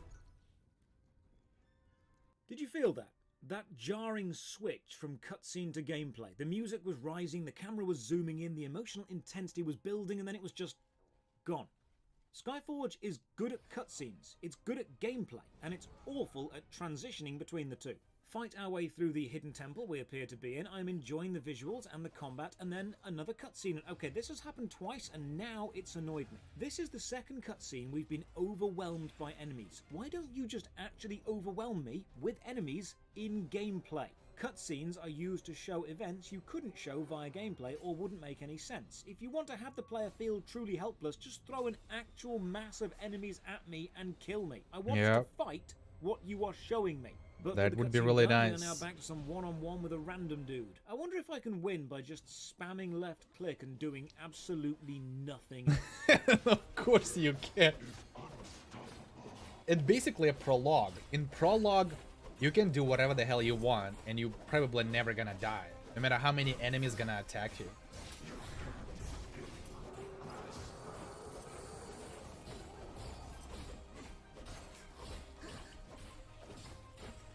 Like, you don't even have to pick up the damn healing herbs. Come in. Reinforcements are on the way. Yes, you can. This is not a well-designed encounter. I talked. And this is a problem. Look, it's very stupidly easy. They don't have to do anything. Just smash the basic attack, like in the prologue. But then, at a certain point, when you become a junior gun, it becomes way too hard sometimes if you don't have a certain setup, let's call it that way. And it's like, then it becomes basically unplayable, because you can kill anything, but everything else can kill you very fast. This dude, he's meant to be impressed we're an immortal, but I don't think anyone has told his voice actor he needs to act impressed. Birds thought you were dead. Couldn't they smell you? And you don't have a scratch on you. You must be immortal. You were born under a lucky star. Come on, it's my duty to bring you to Alienar now. Being an immortal, we are sent to the main city, which is a lovely sci-fi flying cars, all in nice lines, huge towers of glass and silver style futuristic city. Your standard city in the clouds look. And here we meet Harida, who gives us a massive exposition dump through text. This is a remarkably lazy, very amateur way of advancing the story. Don't show or have the player experience, just tell them what they need to know and how they... How find group or... So how to find the group? You have to join the Pantheon. If you're not in the Pantheon, it's almost impossible to find anyone to play with. The group finder, never use that. It never works because literally small population of people in the game. So you have to join the Pantheon. In the way right now to join the Pantheon, the best way I think would be to go to the Discord, official Discord, in the official Skyforge Discord community, and then ask around there, and maybe people will ask what server you play, what platform you play, etc., etc., and then maybe you can join the Pantheon that way. They should feel. Yeah, you can ask an observatory as well. Not a god, not yet, but if we work really hard and help people, we could become a god, and that's the whole plot of Skyforge. We are sent to meet Flavius, a god who is devoted to science, and also the only voice actor who can actually emote. Oh, rookie! Hello. Liking immortality? Not getting to your head? Oh, my manners. I'm Flavius. I'm trying to advance science here while others are waving their swords. We're now sent to the training hall to choose a class, and the terms and conditions box pops up. What? I thought I'd already accepted these, but no, apparently you accept the T's and C's of the game now. This is the class hall, and I feel like I'm back in Otherland. Is this 8 squared? Are we about to be ambushed by shaders? So in Skyforge, you've got a load of classes, and you can... Anyway, I did post the link, so if you wanted to watch the full video about this, we already watched it, so you already know, you know, what he's actually talking about. So, and he will talk about this mobile stuff, system, and stuff like that. So, yeah, that's definitely another problem in Skyforge. They trying to simplify certain things, and then they, by doing that, they ruin a lot of things as well in the game.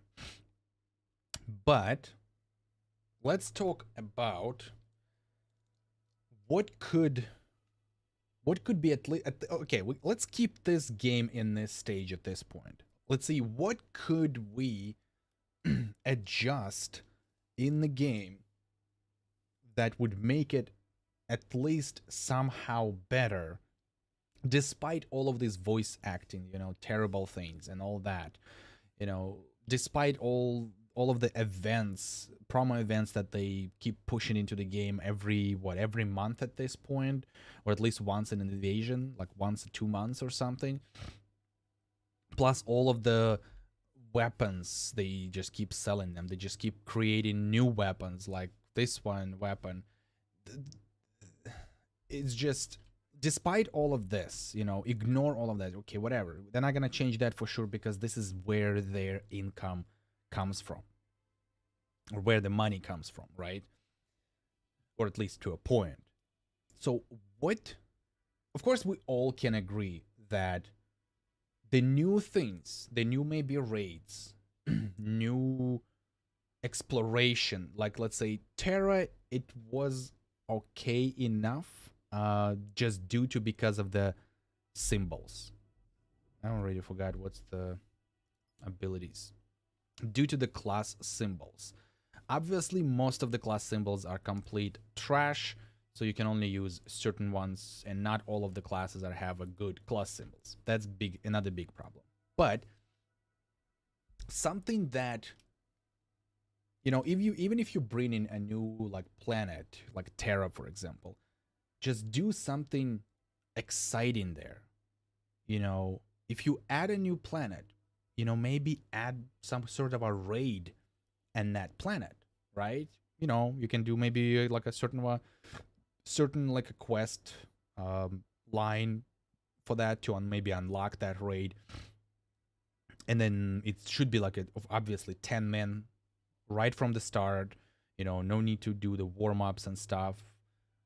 But again, we're talking about like an end game at this point. So if you add something new raids, it should be something really good. You know, whatever the boss you will come up with, like it doesn't really have to be like a part of the story or something like that. I don't think distortions were created and it was a story for it. Like I didn't remember doing anything story-wise in order to like get some sort of an explanation or unlock distortions. The only storyline was there for the distortion. It was when they created a warm-up version of a Mantide distortion. And they kind of made that story because it would make sense, because by the storyline, there is certain Mantides are just hiding in caves on Alienet. So, and when there was like that little war ended against Mantides, certain Mantides got stuck in what they call it a distortion. So that actually made sense to do a certain of a storyline for Mantide's distortion. But I'm not really sure why they made this 5 men and a warm-up version. They should have just made it 10 men and then just make it as a real end game distortion. So yeah, that's basically would be probably one of the things. Again, new content, new raids. You know, they have so many regions they could use. And they do have when you do the quest in the region, that's basically a story line for that particular region. The only thing is you have to just read the text in order to understand what's happening in that region. So they can make certain raids or bosses for each region. You know, maybe it's a weekly boss, maybe it's a one per day, maybe it's, I don't know, once a month, whatever. Weekly would be probably the optimal thing, like a certain time for it, you know. And then you can maybe do a certain story quest for that, again, extra story quest for the region, and then boom, you unlock a raid for that particular boss or whatever it is, right? So that would be really, really good. And can you imagine if you can create so many bosses for so many regions? Even if you want to eliminate, even if you want to, let's say, make it bosses for certain level of players, like, let's say, rank 100 to like 200, you can only do, like, only those people can do those bosses, right? So, and they will get certain rewards for it, certain resources, upgrade credits, knowledge of enemies, etc., etc.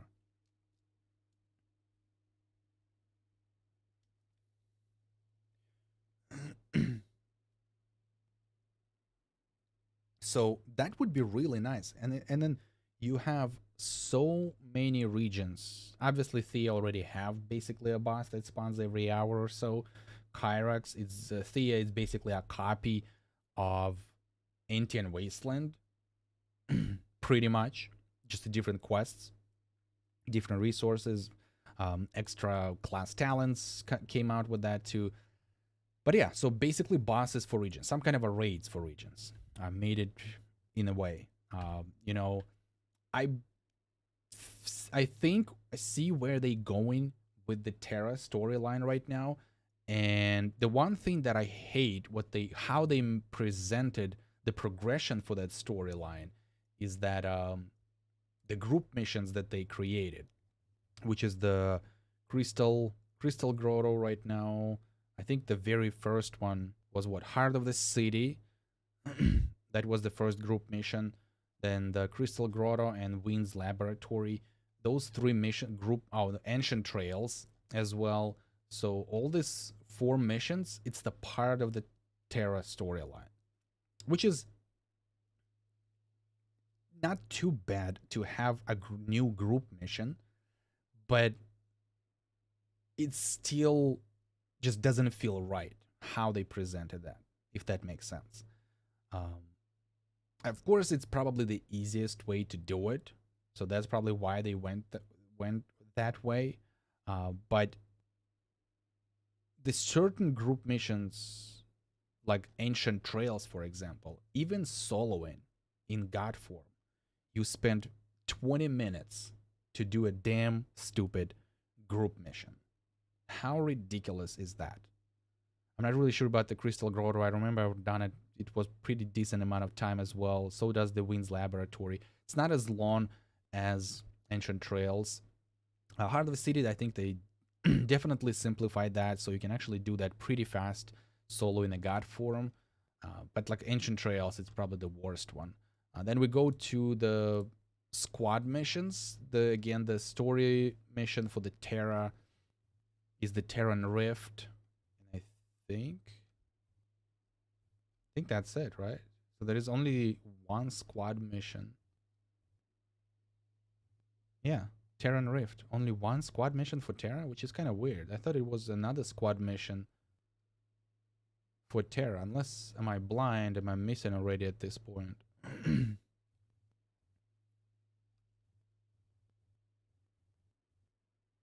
Yeah, looks like only the one Terran Rift is the one squad mission. So I see where they're going with the Terra storyline. If you kind of follow what the NPC is talking about, if you're reading a little bit of text, that basically you just go deep inside of the Terra planet itself, because the mechanoids are actually kind of went underground for whatever reason. And the Avatar, which is the integrator, are basically kind of established a base underground. And the people that they kidnapped are holding them into some kind of a matrix. that makes those people basically worship Integrator, because this is how he gets his power. Every god gets his power by getting worshipped by followers, people, right? So the more followers you have, the stronger you become. So that's why we have a cathedral. The more followers we have, the more might we get. So that's basically the same thing Integrator does, but he just steal people and put them in a matrix. And yeah, so that's basically how it holds. And this is where they going. So they probably, what I would assume where they going with this is at some point we will reach to where the actual underground base they have in Terra. And maybe even at some point we will actually fight actual Integrator. And you're probably going to ask, what do you mean by actual Integrator? Well, when we have an invasions, let's see, let's go to alien invasion, and we're gonna click that. When we have an invasion, this boss, Machiavan's avatar, it's just an avatar. It's not quote unquote actual boss, if that makes sense. It's just more of like a projection of an actual boss, a copy of it. In order to, and that's why we only getting trophies, avatar trophies from these bosses if you still need them, but not something better. Because by the story, what they saying, in order to become a great god, which the last phase of being a god in general, you have to consume an ether body of another god. And because the avatars are projections, a copy of actual bosses, so in order for you to become a great god, you have to kill the actual, let's say, Machiavan or actual Integrator. So that's basically, this is where they're going. So if we reach to the underground base where Integrator hiding, and if we're gonna kill him, then we will consume the actual ether body of the Integrator, and then maybe at that point we will become a great god. And this is what I feel where they're going with.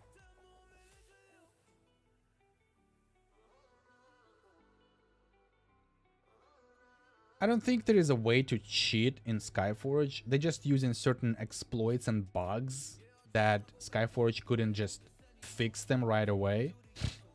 But yeah. So another problem with Skyforge that I don't really like, how they present a new stuff. Or at this point, it just feels like they recycling an old stuff and make it looks like it's new, something new. Or just copy and paste. Terra, it's technically, in some way, is copy and paste of Thea and Ancient Wasteland. It just doesn't have the snake boss like Kyrax or Eternus. But it's pretty much a copy with addition of getting class symbols there, farming ether, having space programs that basically doesn't give you value whatsoever to be in charge of certain space program on that planet. So there is a lot of things that they bring to the game that they're just not too exciting than it would be something that would actually excite us. I mean, I'm pretty sure a lot of people want different raids. That's probably the main thing for the end game players right now, to have a different raids, different challenges that actually exciting to do. Not just like you walk in brain dead, push a couple of buttons, and you're done for a day. Like at this point, distortions became just a daily quest, like a daily thing. You just walk in, do the boss, walk out. You got your stuff, that's it. You forget about it, and then you just went back to your grind. This is basically where Skyforge is right now. It's like you only doing like a daily and constant grind. Daily and constant grind. Daily and constant grind. And I'm not sure what's happening. It takes them years and years to add a new class. Takes them basically forever to add new content to the game. So yeah, I mean, I don't even know what else I can talk about it that I don't really like about Skyforge. Obviously the communication as well. The communication between the game and players or people in charge of the game, it's weird. I don't know. I'm pretty sure. Obviously, the NA is just a publisher. They can't tell much what's gonna happen, what changes and all that. So they're just kind of doing what they told to do and whatever they received and stuff like that.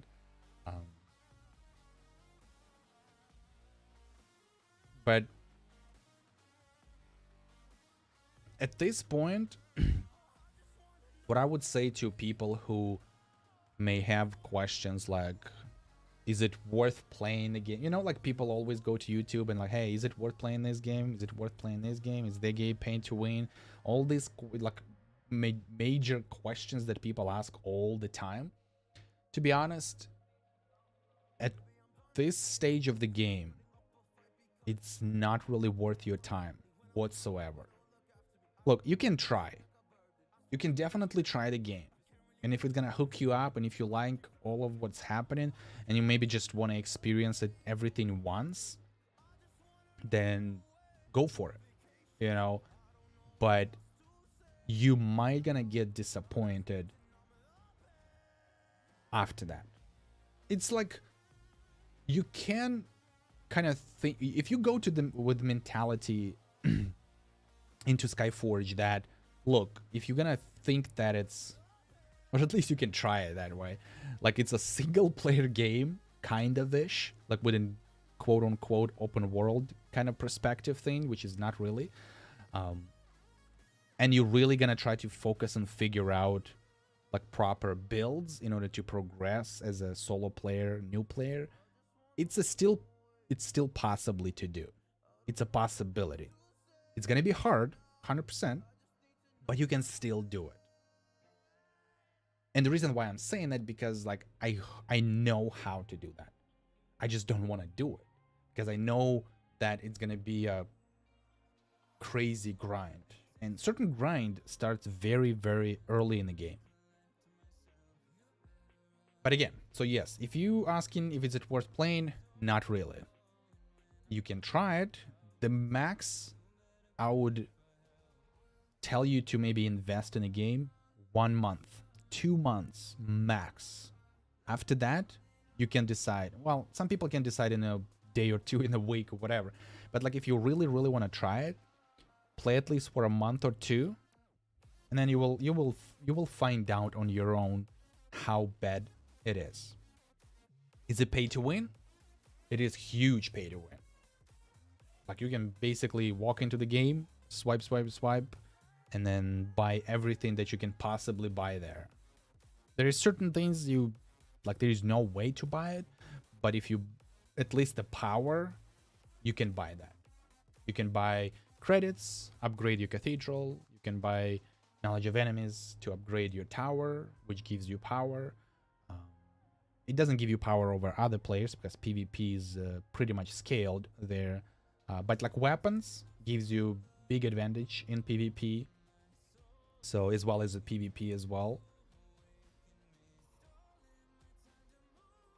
And yeah, it's really heavy pay to win. They're pushing a lot of promotional events where you can only get to a certain points for free. After that, you have to use your Argents. And if you're lucky enough to save up the Argents, if you're playing a long time ago, then you should be good. But it's not really worth spending those Argents for certain promotional events. And yeah, I'm not really sure what else I can talk about it.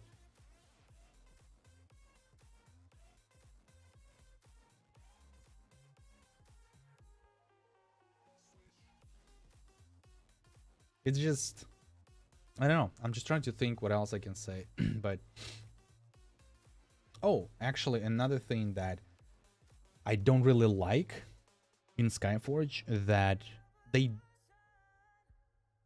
don't really give you a choice. Like certain things they forcing you to do.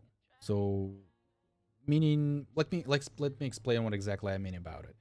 For example, in order of like Invasion Atlas or okay, gear kind of makes sense, but like let's say Invasion Atlas, it's a must. Invasion Atlas is a must. So if you don't do Invasion Atlas, you're gonna be really bad for raids, for distortions, avatars, and especially grind as well. Like lack of variety, like you're forced to do certain things. Of course, you can always choose, like, oh, I don't want to do it. But if you don't want to do it, then there is no point of playing the game at this point. So, and that's why I don't really like that you can't just like, you know what, I don't want to do it for a few days.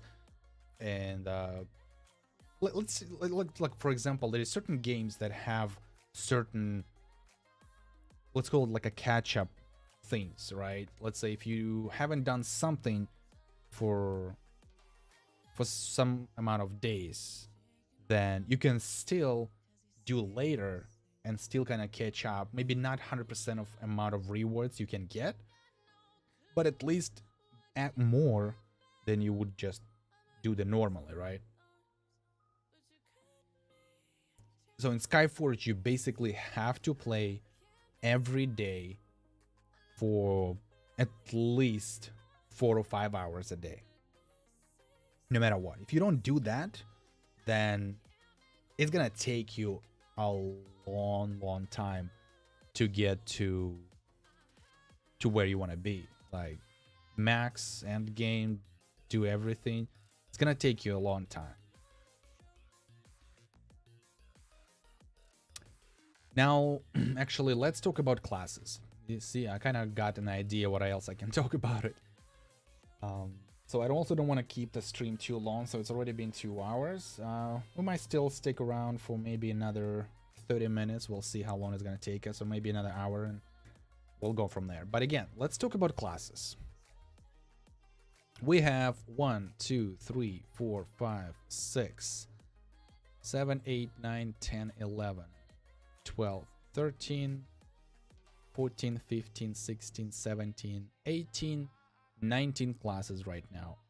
The, let's call it most new classes is Bounty Hunter, Revenant-ish, Firestarter, Groove Walker, and Soundweaver. Alchemist, Lightbinder, Knight, Paladin, Cryomancer, Kinetic, Necromancer, Witch, Berserker, Monk, Slayer, Archer, Gunner, and Outlaw. Well, Outlaw is class, the very first class they added into the game. So except Outlaw, finishing with Gunner, those are default classes. Those classes been in the game since the release. The Outlaw was the very first class they added. Then I believe it's either Revenant or Groove Walker. It's one of those first, or then the second one. Then we would get, I believe, Firestarter. I think Soundweaver first, then Firestarter. And then the last class, new class, was Bounty Hunter. So, problem with classes. In general, if we're gonna talk about just the default classes, right? Problem with those classes that they wasn't been scaled to the certain level or the stage where the game currently is. So certain classes are very weak against any enemies in general.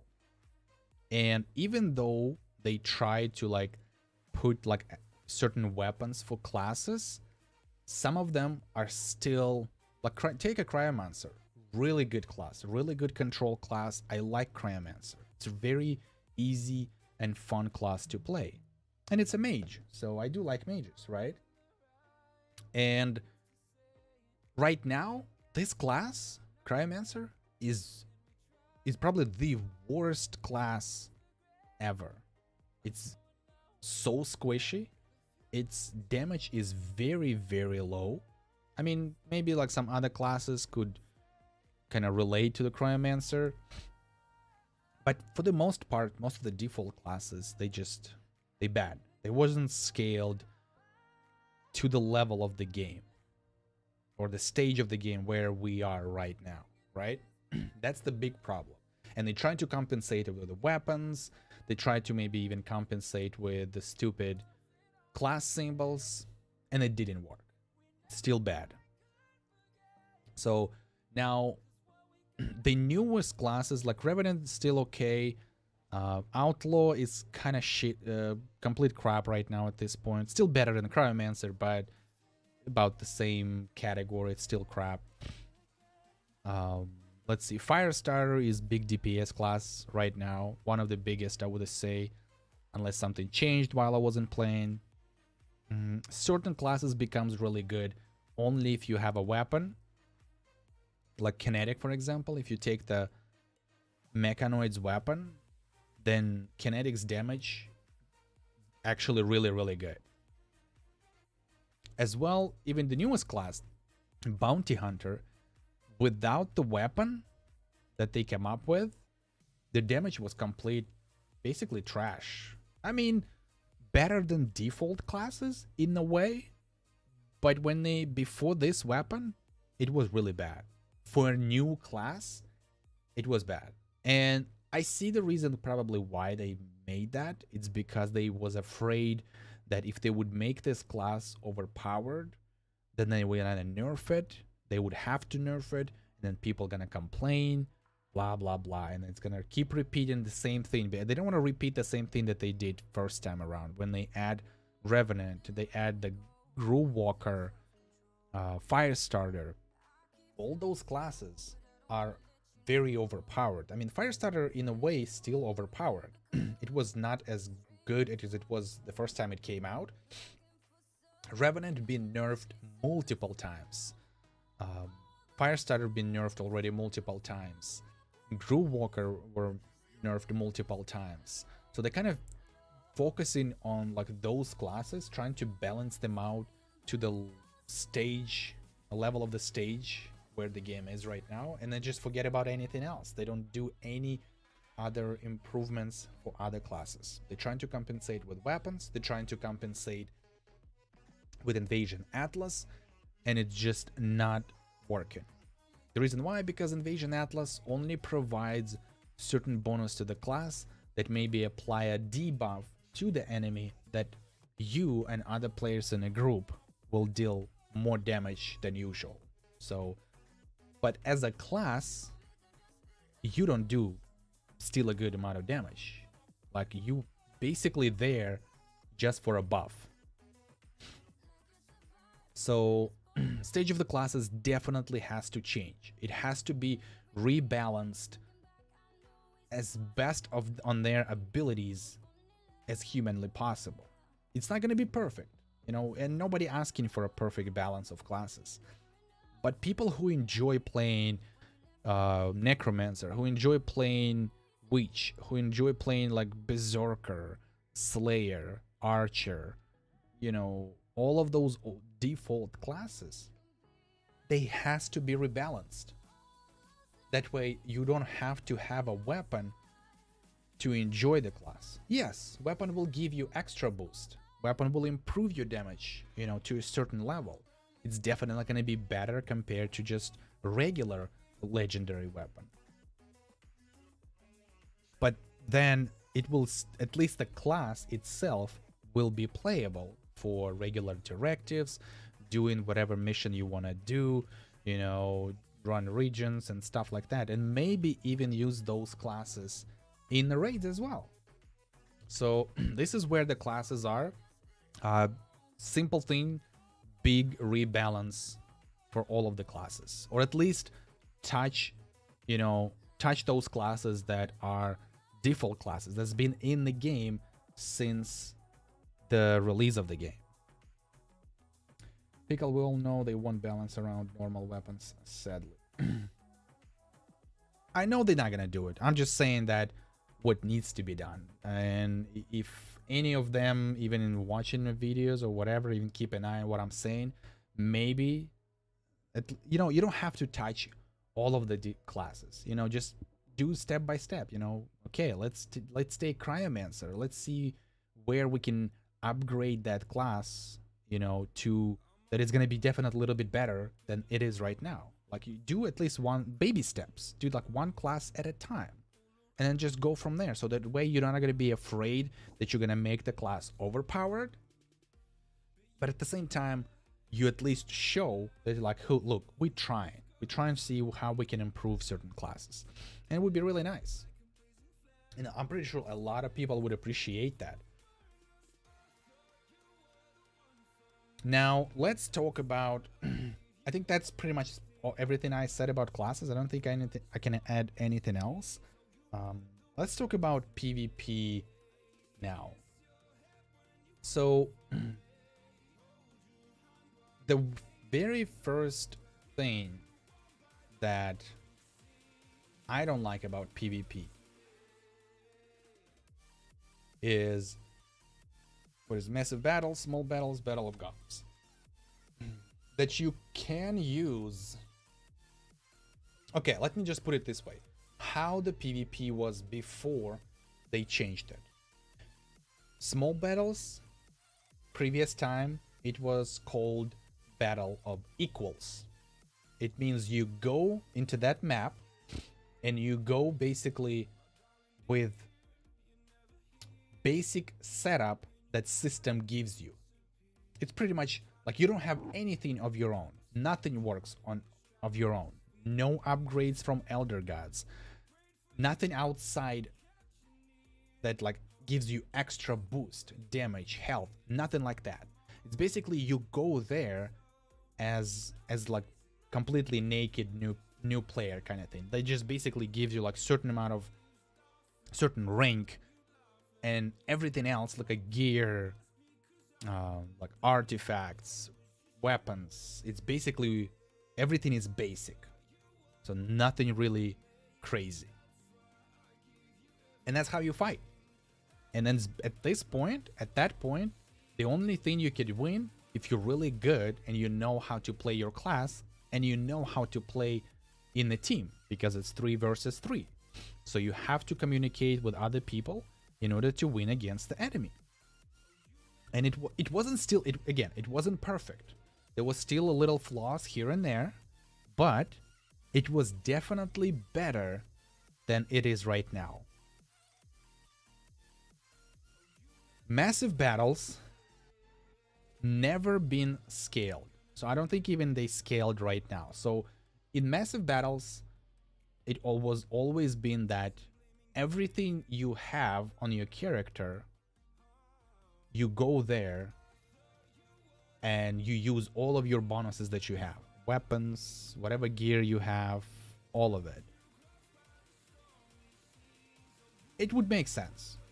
But again, at this point, if you are, especially right now, if you are having all these crazy weapons and you are paying to get maxed and all that, then, you know, we know that people are gonna complain about it. Oh, it's a pay to win, blah, blah, blah, blah, blah.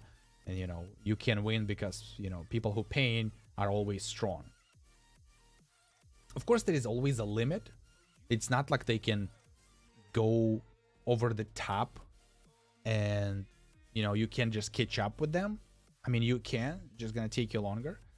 But it's still, I know where it's at. So I think they would still probably keep the massive battles to a certain level and make players on an even level, like rank, gear, and all of that. Again, basically make a small a battle of equals, but just a little bit higher, because it's 10 versus 10, and there's 3 different maps, 3 different objectives you have to do. Battle of Golems probably should have done it the same thing as a Battle of Equals, 5 versus 5, but no extra stuff. I think even all 3 maps that they would have done it like that you don't use anything extra that you have. Elder God upgrades, Temple of Deeds upgrades, Pantheon, whatever it is, nothing like that. Just simply just a class, basic stats, like the default stats that class itself it has, and then just go for it and fight. I think that would be very, very good, because it's everything the same, so nobody would worry about somebody's stronger because they spend more and somebody's weaker because they free to play. So if you would be completely equal on all 3 maps, I think that would be the best. I think that's basically everything for the PvP. Obviously, again, well, actually one more thing, I'm pretty sure people are gonna point or talk about the points when you receive. The point system, somehow, I don't even still understand why and how this point system for PvP works, but it's completely either broken or whoever come up with that, it's just doesn't even make sense at all. So they definitely needs to fix the point system. From what I kind of see and I understand, that the higher in ranks you go, somehow less points you get or something like that, or depends on against which people you fight. If they are lower rank and you are higher rank, you get less points, but if they will win, they will get more points. Well, kind of makes sense because you're winning against kind of like, I guess, quote-unquote strongest players. And yeah, but still, I think they still need to rework the point system as well. Maybe their points has to be just fixed. No matter, like, let's say if you lose, you get less points, or maybe even you losing fixed amount of points if you're losing, right? And again, if you're winning, then you win a fixed amount of points. And of course, if you go, depends on your rank, the higher the rank, obviously the more points you will get, and maybe more fixed points you will lose. But it always has to be, I think, that you have to get more points for winning, and like maybe half of the points. Let's say if you are, for example, let me hold on, let me open the PvP. All right, let's say you are in gold league. You're in a gold league. If you win, let's say we're talking about, let's say if the fixed points winning, fixed amount of points you lose. So let's say if in gold league you winning 50 points, for example, 50 points when you are in a gold league. If you're losing, then you lose half of it, so 25. So that let's in the next battle, if you win, you basically kind of gain those 25 back plus 25 extra. If that makes sense. I think that would be fair. I mean, it doesn't have to be 50, but you know what I'm trying to say? Like you're losing, you're gaining a certain amount of points when you win, and you're losing half of what you own or what you win in general. But yeah, right now the point system is completely screwed up. Like you can fight against somebody, win 5 points, and then you lose against someone and you lose freaking 12 or 15 points, you know, or something like that. So sometimes you can lose, and actually to get those points that you lost back, you need to do like 3, 4, even 5, maybe even 6 fights to win in order to get that back. All right. Roland Dance, thanks for your 2. I do appreciate it. You don't really have to do that, but I appreciate that. So game over. That's true.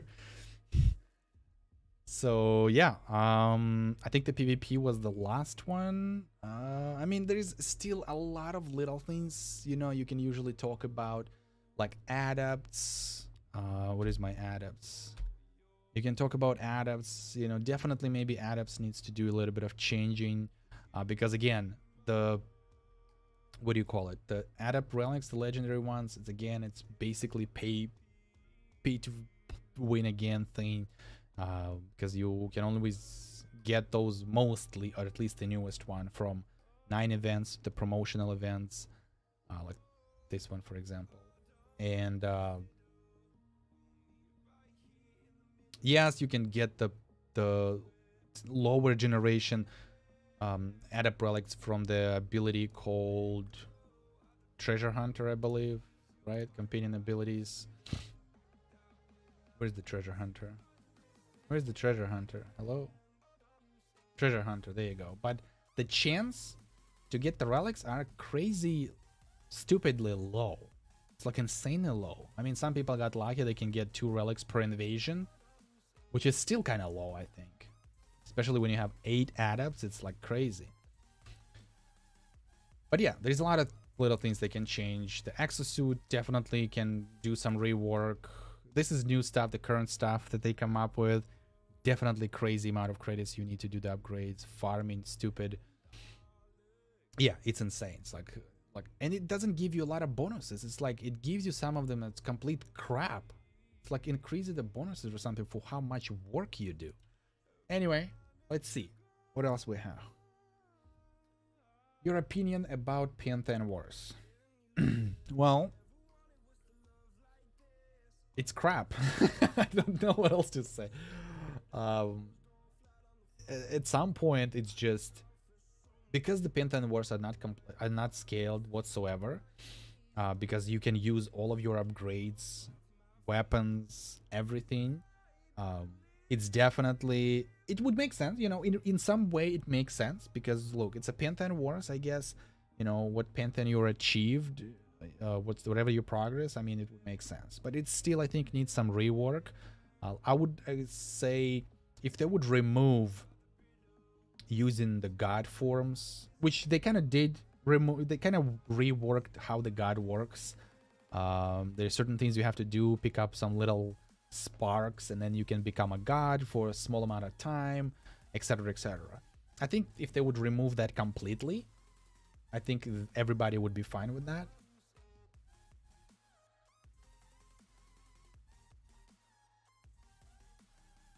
I mean, on my opinion, to be honestly, if they would make even the Pantheon Wars equal, no matter what your progress outside of PvP, if they would make that equal, trust me, I would be totally cool with that. I would actually love that. So because I know that nobody's going to be better than anybody else because they spend more or something like that. So again, it's my opinion. I would prefer. Some people would probably, you know, I don't really care. I can fight with whatever, and you know, you do you. But it's just my opinion. What I would prefer. These games suck. Yeah, 100%. It does. So that's why I don't play this game anymore. I just keep an eye on updates, see what they trying to bring to the game. Looks like a lot of recent updates they made it again, usual stuff, usual crap, you know, fixing stupid stuff that doesn't even break a game in any way. And yeah, I'm just waiting until they come up with some big update, maybe add something new to me at least. Maybe some people will recognize that as a recycled old content or something like that. Who knows? We just have to wait. But right now, I don't spend any hours in the game whatsoever. I don't do anything, and you can see that for even for my DPS. Let's say, where's my fire starter? I think my DPS gear is generation 34, and right now it's like what, 37, 38, I think. No, not 38. It was 36 or 37, I would assume. So yeah, well, I think again there's a lot of little things they have to change. There is so much potential to this game they could add, even if you copy some other games, or at least given ideas from other games. I don't think it's something wrong with that, as long as you're not stealing exact, you know, idea and just don't even change anything and just like slap it into the game and here we go, you're a new boss and it looks the same as in other game, for example, then that's kind of bad. But if you at least get an idea and have a creativity to integrate that idea into Skyforge, I think that's totally fine to me. Some people may still kind of recognize that, you know, that it'd been copied or something, but at least it's something new, right? So a lot of variety, need a lot of content in this game. Rebalance classes, rebalance PvP again for sure. Just make it the PvP 100% equal, that everybody on the same level. For example, take Lost Ark. The PvP is everybody on the same level. The only change is how good you are on that class. It's your personal skill. If you're really good at PvP, then you will feel like you are, you know, really strong player or whatever. So, but it is equals in order of gear, you know, all of the abilities and stuff like that. Yeah, I think that's pretty much all for now, guys. There is nothing else, you know, I can add. I mean, I can still just rant about the game in general, whatever. Maybe some things could come up in my head and what I would talk about it, but I think that's enough for today. Tomorrow, I'm actually gonna try to stream tomorrow as well, but it's gonna be a completely different game as well. So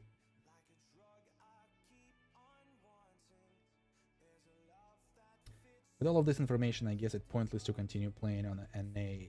Well, with all of the information, I think it's pointless to play a game in general. And look, I'm sorry to disappoint some people, but, and I'm, you know, I feel a lot of people who play the game for a long time and they quit it, and I know how you feel, you know, like I'm wasted so much time and nothing changed in that game. I know how you feel because I've spent a lot of time. I spent 6 years in this game, so it's a long time, and I know where you're coming from. But my big suggestions right now, if you have a character in a game already, just don't play for now. Just take a break, whatever. Just wait, and if something happens, you can always come back. You know, it's definitely going to be a little bit different. Maybe it's going to be a little bit hard to, you know, catch up. But if something changed, you can always come back. And if you never tried the game, again, you can always try. I would recommend just only investing 1 or 2 months of your time, and then make a decision if you want to keep playing or not. At least you would have a character in the game, so you can always come back. But yeah, I think that's gonna be all. I appreciate everybody who joined my stream. I do appreciate it. If you also want to come back tomorrow and watch me actually showcasing of my progress in the other game, some of you might probably guess what game it is because everybody's playing these games right now. So yeah, I will definitely gonna try to stream today, showcase my progress in that game, and just talk about it in general, see what I like in the game, you know, maybe give some advices as well, what I think, you know, should you play, should you not, should you try, whatever, can you invest time and stuff like that. So I can definitely talk about that game as well. There is a lot of guides about that game as well, so I don't think, I mean, I could kind of work on some of the guides, what I would kind of show my perspective of certain things, how would I approach it. We'll see. So for now, if you want to stick, if you're gonna come back, if you want to come back tomorrow for live stream for other game, definitely feel free to do so. I will start streaming at, again, probably 1 p.m. Eastern time. Crazy, go to the Destiny 2. I help you there. Gonna get carried in Destiny 2. I tried Destiny 2. For some reason, like, unless there is something changed, like in the beginning of the game, it was very confusing. But again, I can always try. You know, there's so many games I haven't played, and I just have to find the right time to play them. Also, I know it's completely probably different, you know, different sector of the games, but if you guys also wants to join sometimes in the streams when I'm playing a single player games, because I do play them. I'm actually currently in the state of playing through Assassin's Creed games, and I already finished the first one, as well as the Ezio trilogy. So my next Assassin's Creed will be Assassin's Creed 3. So if you want to stick around for that, I will definitely always let you guys know when the stream usually starts. I usually schedule the streams for whatever the days and times and stuff like that, but usually my streams are at 12 p.m., 1 p.m., 2 p.m. Eastern time. Yeah, everybody, thanks for joining the stream. I do appreciate it, and I hope until the next time, take care.